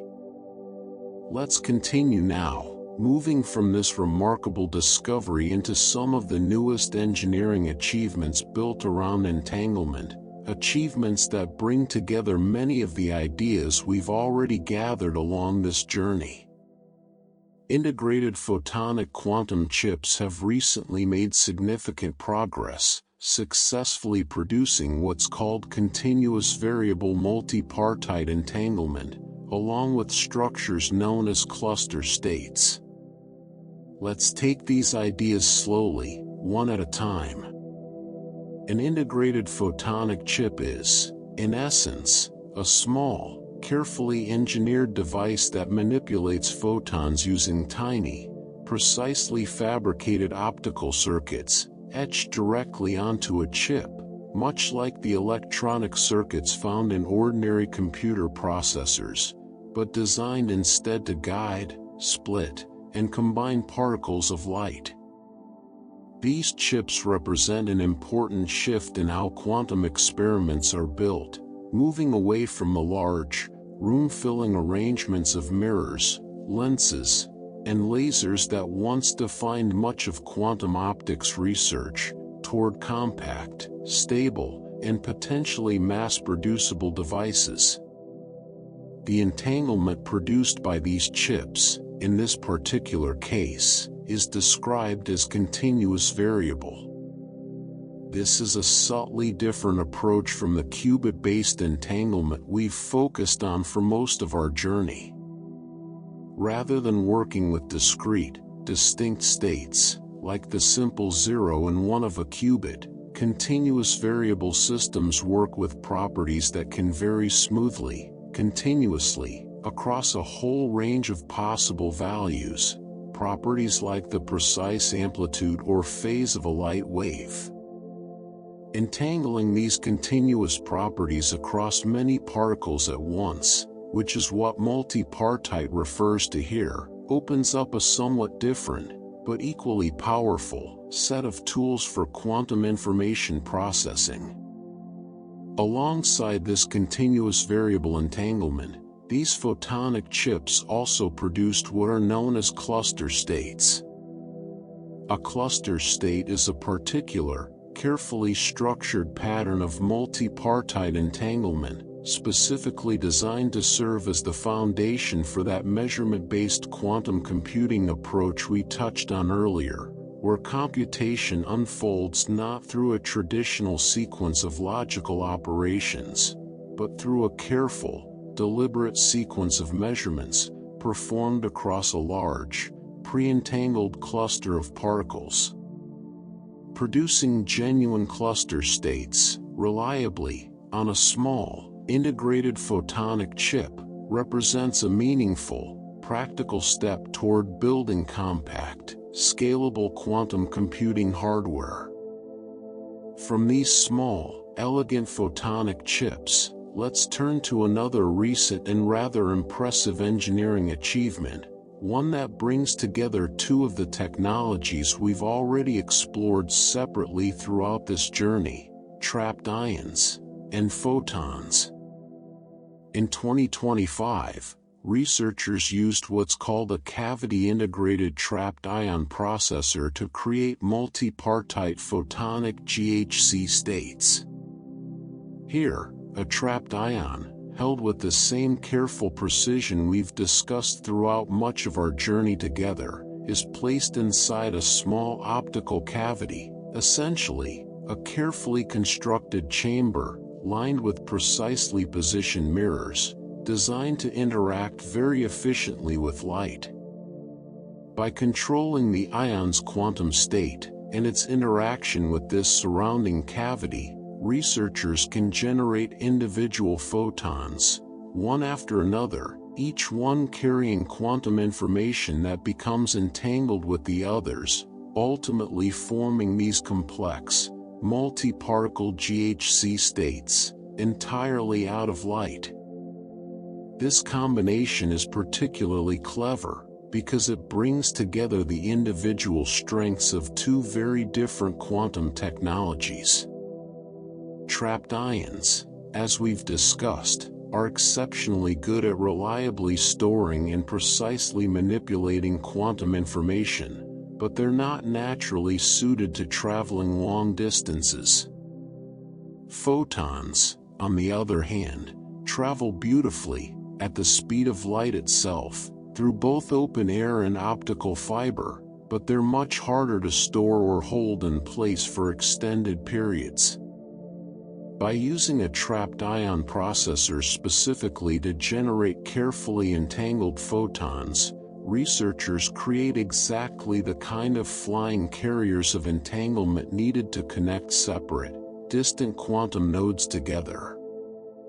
Those photons, generated so carefully within the cavity-integrated ion processor, are intended precisely for this purpose, to physically carry entangled quantum information between remote locations, linking separate, stationary quantum processors or memories into a larger, unified quantum network, much like the quantum internet vision we explored together in an earlier segment. Let's shift our attention now, gently, toward an entirely different, and remarkably practical, application of entanglement, one that moves beyond computing and communication altogether, into the delicate, precise world of measurement itself. Entanglement, it turns out, is genuinely useful in a field called quantum metrology, where it can meaningfully improve the precision of measurements. Metrology, at its core, is simply the science of measurement, and in many areas of physics, from detecting gravitational waves to measuring incredibly subtle magnetic or electric fields, achieving ever greater precision is a constant, ongoing pursuit. Entanglement, remarkably, offers a genuine advantage in this pursuit, one that goes beyond what's achievable using entirely separate, independent, unentangled particles. Here's one particularly elegant way this advantage shows up. Spatially separated entangled atoms can act, in a very real sense, like a single, unified sensing device, allowing researchers to measure certain fields with far greater accuracy than would otherwise be possible. Rather than measuring a field, perhaps a magnetic or electric field, using many entirely separate, independent atoms, each contributing its own small, individually noisy measurement, researchers can instead use entangled atoms, spread across some physical area, working together as a single, coordinated system. Because these entangled atoms share a single, unified quantum state, their combined measurement carries a kind of coordinated precision that separate, independent atoms simply cannot achieve on their own. It's a bit like the difference between asking many individual people, scattered randomly across a large room, to each separately guess the room's exact temperature, versus having those same people work together, carefully coordinating their observations into one single, unified, far more precise estimate. This entangled approach to measurement offers another valuable benefit as well. Entanglement can help cancel out certain kinds of noise, particularly noise that affects many particles in the same, shared way. If a source of interference, some stray field, some subtle environmental disturbance, influences an entire group of entangled particles similarly, in a shared, correlated way, that particular kind of noise can sometimes be effectively identified and cancelled out, specifically because the particles' entangled relationship allows researchers to distinguish this shared disturbance from the genuine, underlying signal they're actually trying to measure. Entanglement's usefulness in careful measurement extends well beyond fields and forces alone, reaching into an area we've touched on only briefly so far: imaging. Entanglement is important not only in computation and communication, which we've explored at length throughout this journey, but in quantum imaging as well. Quantum imaging techniques use the particular, carefully correlated properties of entangled photons to create images with characteristics that go beyond what's achievable using entirely classical, unentangled light. More specifically, entangled states are proving genuinely useful in both imaging and spectroscopy, two closely related fields concerned, respectively, with creating detailed visual representations of objects, and with precisely analyzing the specific wavelengths of light that different materials absorb or emit. In both of these fields, entangled states may meaningfully improve resolution, allowing finer, more precise details to be captured and distinguished, as well as improving detection sensitivity, allowing extremely faint signals, perhaps from delicate biological samples, or from very weak, hard-to-detect sources of light, to be identified and measured with far greater confidence and clarity than classical methods alone would typically allow. Let's bring this particular thread of our journey to a gentle close, by returning once more to that broader, unifying idea we touched on a few moments ago. Quantum metrology, as a whole field, uses entanglement specifically to improve measurement sensitivity, allowing researchers to push meaningfully beyond what are known as classical limits, certain fundamental boundaries on measurement precision that apply when working with entirely separate, unentangled particles or systems. By carefully harnessing entanglement instead, researchers can, in certain specific and carefully chosen situations, measure physical quantities with a level of precision that would be fundamentally impossible using classical methods alone, no matter how many separate, independent measurements one might otherwise take. This represents, in many ways, one of the most quietly profound implications of everything we've explored together throughout this journey. Entanglement isn't simply a strange, fascinating curiosity, confined to the realm of philosophical debate, or even to the specialized, futuristic worlds of quantum computing and quantum communication alone. It also offers real, measurable, practical advantages, in some of the most fundamental scientific pursuits imaginable, the careful, patient act of measuring our physical world, with greater precision and clarity than would otherwise ever be possible. We've traveled a considerable distance together in this particular segment.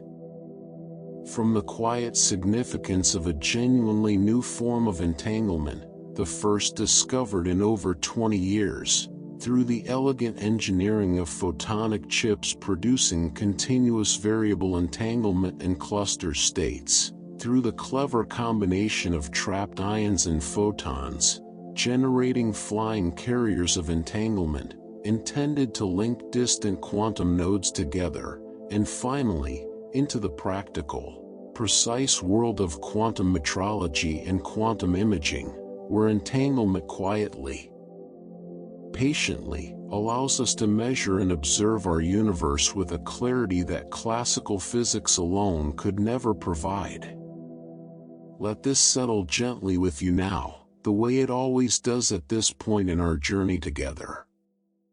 a phenomenon born from questions of philosophy and locality, gradually revealing itself, piece by piece, as one of the most practically useful tools in all of modern science, useful not only for computing, and not only for communication, but for the simple, profound act of seeing and measuring the world around us with greater clarity than ever before.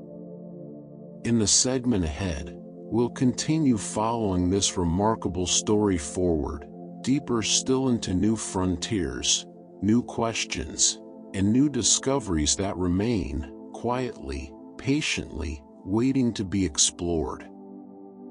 For now, let your thoughts rest, softly, in everything we've gathered together so far, and allow this steady, gentle unfolding of discovery to carry you forward, once again, gently, into what comes next. We ended the previous segment surrounded by practical applications, quantum imaging, quantum metrology, entanglement, quietly sharpening the precision with which we observe our world. Let's step back now, gently, and widen our view even further, because entanglement's story doesn't end at the level of individual particles, or even small, carefully engineered systems. Researchers study entanglement not only in individual particles, but also in far larger systems, sometimes referred to as many-body quantum matter.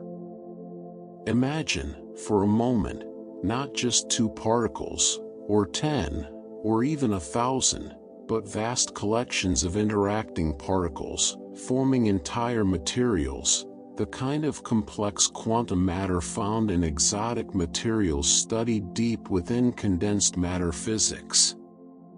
In these systems, entanglement doesn't simply exist between a few isolated particles. It can weave through the entire material, becoming a fundamental part of how that material behaves as a whole, influencing its magnetism, its conductivity, even the strange, exotic phases of matter it might pass through under extreme conditions.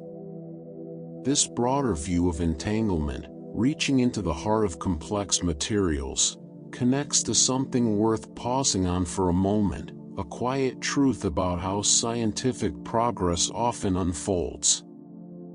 Some of the most useful entanglement research available to us today began, many years ago, as pure curiosity-driven physics, long before anyone imagined it might become practical technology. Think back to where our journey together began. Einstein, Podolsky, and Rosen, writing their 1935 paper, not to build a quantum computer or design a secure communication network, but simply to explore a philosophical puzzle about the completeness of quantum mechanics itself. Bell, decades later, developing his theorem not with quantum cryptography in mind, but out of a deep, careful curiosity about the nature of reality. And yet here we are, having spent hours together exploring quantum computers, secure communication networks, ultra-precise measurement devices, and imaging techniques that push past classical limits, all of it built, ultimately, upon foundations laid by researchers who were simply, quietly, following their curiosity, without any guarantee that their work would ever prove useful in a practical sense. It's a gentle reminder of something rather beautiful about the scientific process as a whole, that understanding, pursued patiently and honestly for its own sake, so often becomes the quiet foundation for capabilities no one could have originally predicted. Let's follow this same spirit of curiosity now into one of the most abstract, and genuinely profound, frontiers where entanglement appears, far from laboratories, and far from technology altogether. The idea of entanglement also appears, in a rather striking way, in discussions of black holes and spacetime itself, within modern theoretical physics. In recent decades, some physicists have begun exploring the possibility that entanglement might not simply be a phenomenon that happens within space-time, between particles that already exist in some predefined space, but that entanglement itself might play a role in actually constructing the very fabric of space-time at the deepest theoretical level. This is genuinely at the frontier of theoretical physics, closely tied to attempts to unify quantum mechanics with gravity, an effort that has occupied some of the most brilliant minds in physics for the better part of a century. Some researchers have explored striking, almost poetic ideas that the geometry of space-time, the very structure that determines distance and connection between different points in the universe, might emerge from patterns of quantum entanglement at some deeper, more fundamental level than space and distance themselves. It's a profound, still unresolved area of research, but one that hints at just how deep entanglement's roots might ultimately reach into the very structure of reality itself. This naturally brings us to a question we touched on gently, right at the very beginning of our journey together. What does entanglement really mean, at the deepest level? Why does it work the way it does? Some interpretations of quantum mechanics attempt to explain entanglement through deeper, hidden structures, layers of reality lying beneath the quantum descriptions we're familiar with, that might, if fully understood, make entanglement's strange behavior seem more intuitive, more natural.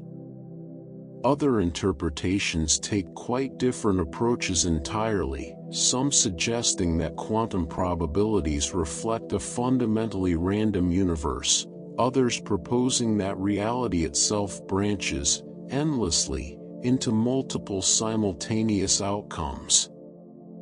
But here is something worth resting with quietly, for a moment. Despite nearly a century of careful, brilliant work, no single interpretation has become universally accepted among physicists. This isn't a sign of failure or confusion within the field. Rather, it reflects something genuinely humbling about where we currently stand. We can predict entanglement's behavior with extraordinary, remarkable precision. We can harness it, reliably, for real, practical technology. And yet, the deepest question of what entanglement truly means, at the most fundamental level of reality, remains beautifully, patiently open. Let's shift our attention now, gently, toward a broader way of understanding everything we've explored together throughout this journey, a phrase you may have encountered before, if you've read about quantum technology in recent years. Physicists sometimes refer to today's wave of quantum technology as the second quantum revolution. This term captures something important about how our relationship with quantum mechanics has changed over the past century. The first quantum revolution, unfolding through much of the 20th century, was primarily about understanding quantum effects, developing the mathematical and conceptual framework needed to describe how atoms, electrons, and photons actually behave, giving us technologies like the laser and the transistor, built upon this newfound understanding. The second quantum revolution, the one we've spent this entire journey exploring together, represents something meaningfully different. Rather than simply understanding quantum effects, researchers today are actively engineering them, deliberately, for specific technological purposes. Creating entanglement on demand. Preserving it carefully against decoherence. Harnessing it precisely for computation, communication, and measurement. It's the difference between understanding that lightning exists and learning to generate, direct, and use electricity deliberately for whatever purpose you might choose. This deliberate engineering extends, as we've seen throughout our journey together, well beyond simple, two-particle systems. Researchers study entanglement across many particles, and across many distinct quantum levels, not merely within the simple, two-particle systems that so much of our early exploration together was built upon. From Bell states, to W states, to GHZ states, to high-dimensional qubits, to vast many-body quantum materials, the scope of what researchers now consider, study, and engineer has grown remarkably, patiently, over these past several decades. As this scope has grown, so too has the challenge of actually seeing entanglement, visualizing it, in some meaningful sense, rather than simply calculating its mathematical presence through indirect measurement. Researchers have recently proposed a rather striking new approach, sometimes called entanglement microscopy, specifically designed to help visualize entanglement at microscopic scales. Rather than treating entanglement purely as an abstract mathematical property, hidden within the underlying equations describing a quantum system, this approach seeks new, more direct techniques for actually observing how entanglement is spatially distributed and structured within a physical system, offering researchers a more intuitive, visual window into a phenomenon that has, for so much of this journey together, remained hidden quietly behind layers of mathematics and indirect inference. Alongside this drive toward direct visualization, other researchers have pursued an equally ambitious, though quite different, goal, searching for deep, universal patterns that might govern entanglement across vastly different physical situations. A 2025 study reported the discovery of universal rules governing quantum entanglement, applicable across all spatial dimensions, whether considering entanglement within a simple one-dimensional chain of particles, a more familiar three-dimensional system, or even more abstract, higher-dimensional theoretical spaces. Discovering rules this broadly universal is genuinely significant, because it suggests that certain deep, underlying mathematical principles govern entanglement's behavior, quite independently of the specific physical details of any one particular system. This particular body of work made a further, rather elegant connection, linking entanglement's behavior directly to two other important physical quantities.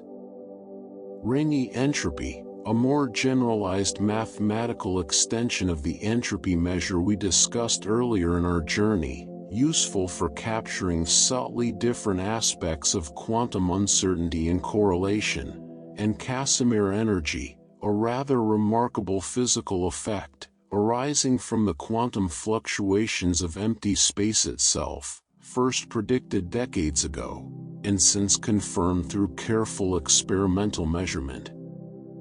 Finding a deep, mathematical connection between entanglement, this generalized measure of quantum entropy, and Casimir energy, a phenomenon rooted in the quantum properties of empty space itself, hints at connections running even deeper than researchers had previously fully appreciated, quietly linking together several seemingly distinct corners of quantum physics into a single, more unified mathematical picture. Let's close this particular segment with one final, rather elegant and quite recent idea, one that brings a distinctly practical, almost economic sensibility to the abstract world of entanglement. In 2025, scientists proposed the concept of an entanglement battery, a theoretical device designed specifically to make certain entanglement transformations reversible. To understand why this matters, it helps to recall something we touched on earlier in our journey. Entanglement is often treated as a genuine resource, much like energy itself. And much like energy, certain transformations involving entanglement have traditionally been difficult, or even impossible, to fully reverse. Once carried out, a kind of quantum equivalent to the familiar, everyday fact that certain physical processes, once completed, simply cannot be undone. An entanglement battery, as proposed in this recent work, offers an elegant theoretical solution to this particular challenge. By carefully drawing upon, or contributing to, this theoretical battery of entanglement during a given transformation, researchers can, in principle, make certain entanglement processes fully reversible, allowing entanglement resources to be more efficiently managed, exchanged, and reused, rather than being permanently, irretrievably lost each time they're put to practical use. It's a beautifully practical, almost economic way of thinking about a phenomenon that began, all those decades ago, as a purely philosophical puzzle. We've traveled an especially wide arc in this particular segment.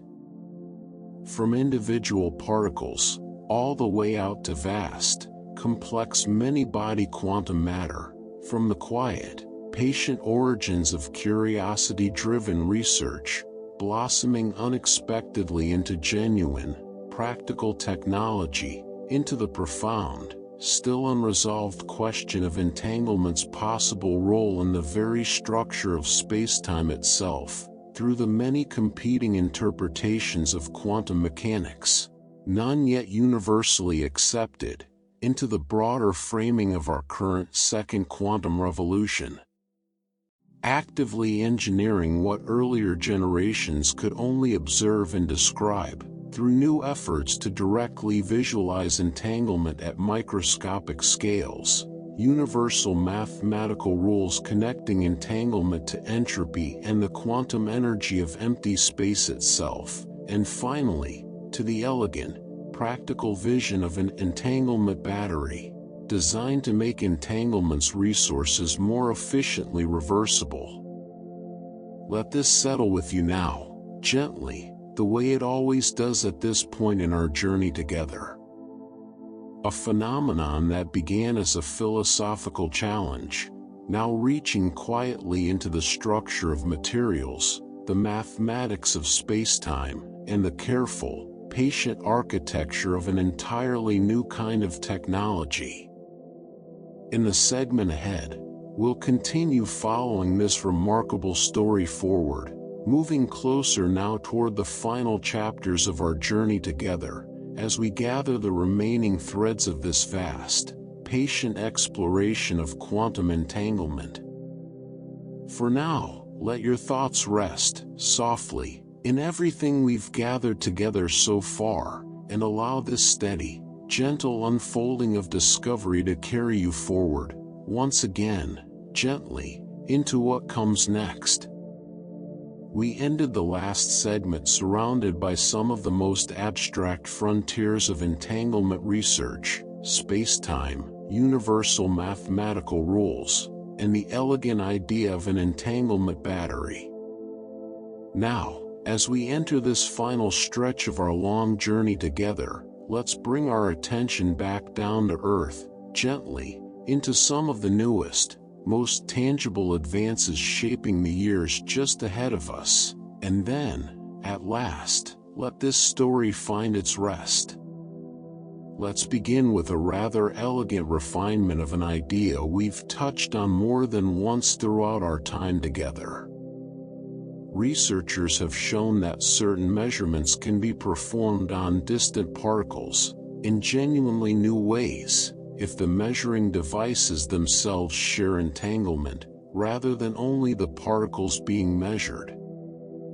This is a subtle but meaningful shift in perspective. For most of our journey, we've focused on entangling the particles under study. But here, researchers extend entanglement to the instruments doing the observing, allowing coordinated measurements across distant locations in ways that go beyond what separate, independently entangled particles alone could achieve. It's a reminder that entanglement's usefulness isn't confined only to the systems we study. It can extend into the very tools we use to study them. From this refinement and measurement, let's turn to a milestone in durability, one of the qualities that has quietly shaped so much of this journey, given how fragile entanglement can be. Long-lasting entanglement has recently been demonstrated between molecules, using what are called magic wavelength optical tweezers. Molecules are considerably more complex than the simple atoms and ions we've spent most of our journey exploring, carrying additional internal structure, additional ways of vibrating and rotating, that typically make them far more prone to losing delicate quantum states quickly. Optical tweezers, in this context, are extremely precise, tightly focused beams of light, used to hold individual particles gently in place, almost like invisible fingers. A magic wavelength refers to a very particular, carefully chosen color of light, selected so that it holds the molecule steady without disturbing its delicate internal quantum states in the process. By combining these two techniques, researchers have managed to entangle molecules and preserve that entanglement for meaningfully longer periods than earlier methods allowed, an important, practical step forward, since molecules offer certain unique advantages for future quantum technology, thanks to their rich, complex internal structure, once that structure can be reliably controlled and protected. This growing interest in more complex systems leads us to a particularly evocative corner of entanglement research, one that reaches beyond physics laboratories entirely, into the quiet architecture of life itself. Scientists have also studied entanglement within biological contexts, including, remarkably, the process of photosynthesis.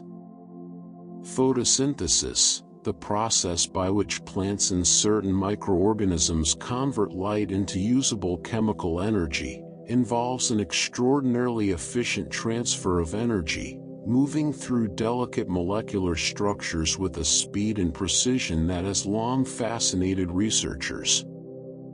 Some scientists have explored the intriguing possibility that quantum effects, including entanglement, might play a subtle role in this remarkable efficiency, allowing energy to explore multiple possible pathways simultaneously, before settling into the most efficient route available. It's important to hold this idea gently, with appropriate scientific care. The exact role, and the true extent, of quantum effects within biological systems like photosynthesis remains an active, carefully debated area of research, rather than a fully settled conclusion. But the mere possibility that entanglement's strange, delicate correlations might already be quietly at work within the living world around us, in the leaves of plants gathering sunlight, is a genuinely beautiful thought to rest with for a moment. Let's turn now toward the practical challenge of making entanglement not just possible, but efficient, small enough, and economical enough, to eventually support widespread, everyday technology.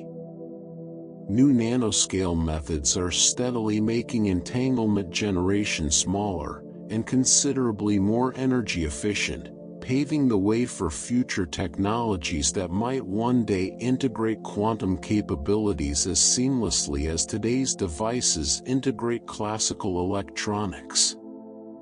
Much of the entanglement we've discussed throughout our journey together has required large, carefully controlled laboratory setups, vacuum chambers, laser systems, extreme cooling.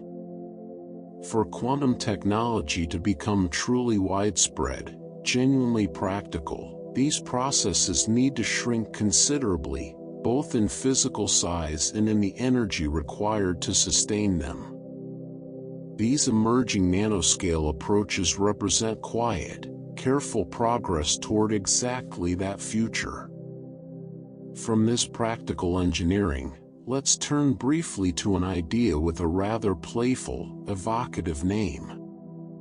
Scientists have proposed the idea of quantum telepathy, used here not in any mystical or paranormal sense, but as a carefully defined technical term, describing a coordination method that relies specifically on entanglement shared between separate systems. In certain carefully designed scenarios, entangled parties can coordinate their actions, or their responses to certain questions, in ways that outperform anything achievable using purely classical coordination or communication, even without directly exchanging any new information at the moment of coordination itself. The name is playful, deliberately evocative, but the underlying physics remains exactly as grounded and rigorous as everything else we've explored throughout this journey. No thoughts are being read, no messages are traveling instantaneously, no classical rules are being broken. It's simply a vivid, memorable way of describing just how deeply, and how usefully, entangled systems can remain coordinated with one another. Let's return now, once more, to the trapped ion systems that have appeared so often throughout our journey together, for one final, quite recent, and genuinely impressive engineering achievement. In 2025, researchers introduced a new trapped ion gate design, capable of producing Bell states using a radio frequency-driven, laser-free method. For much of the history of trapped ion research, precisely controlling and entangling ions has relied heavily on carefully tuned lasers, which, while remarkably effective, also introduced their own considerable complexity, and their own particular sources of experimental noise and instability. This newer approach instead uses carefully controlled radio frequency signals, a technology that is, in many ways, simpler, more robust, and easier to scale up than delicate laser systems, to achieve the same fundamental goal: generating genuine Bell state entanglement between trapped ions. And the results were not merely comparable to earlier laser-based methods, they were considerably faster.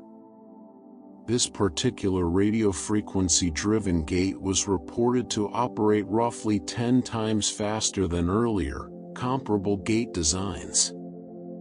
In the world of quantum computing, where every fragile quantum state remains constantly vulnerable to decoherence, speed carries genuine, practical importance. A faster gate means less time for unwanted environmental noise to creep in and disrupt the delicate quantum state being carefully constructed, offering a meaningfully more efficient path toward larger, more reliable quantum processors. This drive toward more efficient, more capable systems extends into yet another area of active research, one focused not on speed alone, but on flexibility.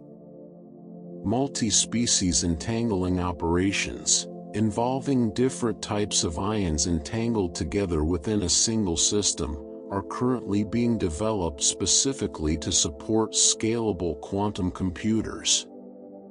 Rather than building a quantum processor from just one single type of ion, researchers are exploring the advantages of combining different ion species together, each one bringing its own particular strengths, perhaps one type of ion proving especially good at reliably storing quantum information over long periods, while another type proves especially efficient at rapidly performing certain quantum operations.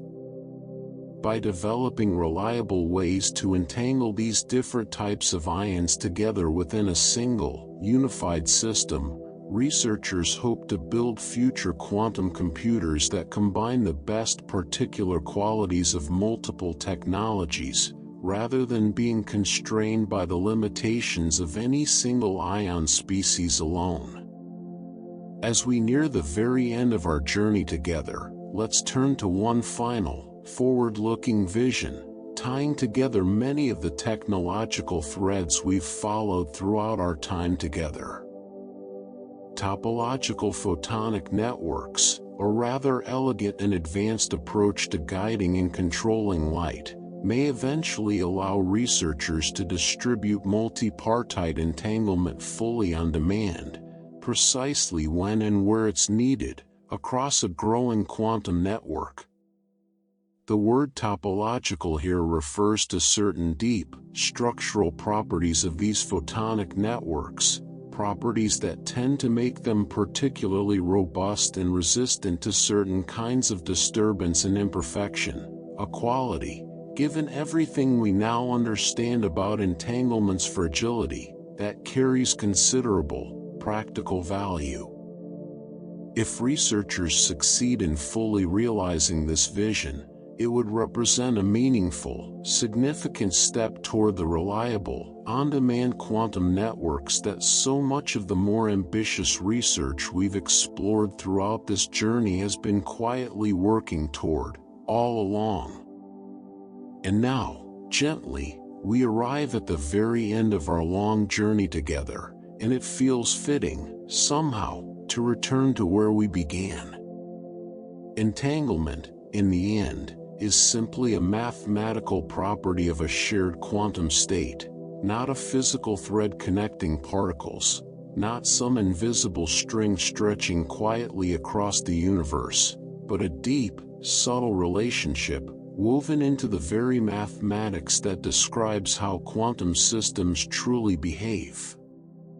We began this journey nearly a century ago, standing beside Einstein, as he looked at this strange phenomenon with genuine, careful discomfort, giving it a name that has outlived nearly every other term in modern physics. Spooky action at a distance. We followed his challenge through decades of careful, patient theoretical work, through Bell's elegant theorem, and through generation after generation of increasingly rigorous, increasingly convincing experiments that ultimately confirmed, beyond any reasonable doubt, that this strange, deeply counterintuitive phenomenon is not simply real, but is now one of the most thoroughly tested, and most useful, features of our physical universe. We watched entanglement grow, from a simple relationship between two particles, into vast, complex structures involving dozens, hundreds, even 1,000 particles at once. We followed it into computers, learning to process information in ways no classical machine ever could. We followed it into secure communication networks, protected not by mathematical complexity alone, but by the very laws of physics themselves. We followed it across kilometers of optical fiber, and upward, into the waiting sensors of orbiting satellites. We followed it into precision measurement, into imaging, into the delicate architecture of molecules, and even, perhaps, into the quiet, efficient processes of living things. And throughout it all, entanglement remained exactly what it always was, right from the very beginning, not magic, not mysticism, but one of nature's deepest, most elegant truths, quietly waiting, patient and unchanged, for each new generation of careful minds to uncover a little more of its structure. Entanglement reminds us that the universe, at its most fundamental level, may be far more deeply connected than our everyday experience ever suggests. That separation, distance, and independence, so obvious and so intuitive in the world of chairs and cups and everyday objects, may simply be a kind of comfortable illusion, dissolving away entirely once we look closely enough at the smallest, most fundamental scales of reality.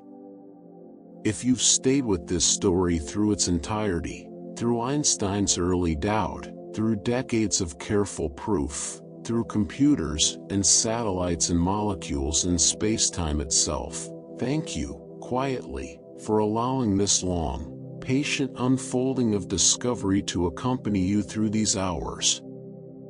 Let the ideas we've gathered together simply rest with you now, gently, the way starlight rests quietly on still water, needing nothing further from you, no effort, no analysis, simply the quiet, patient presence of having listened. Wherever you are in this moment, resting, drifting, perhaps already halfway into sleep, let this story settle now, into stillness, the way all good stories eventually do.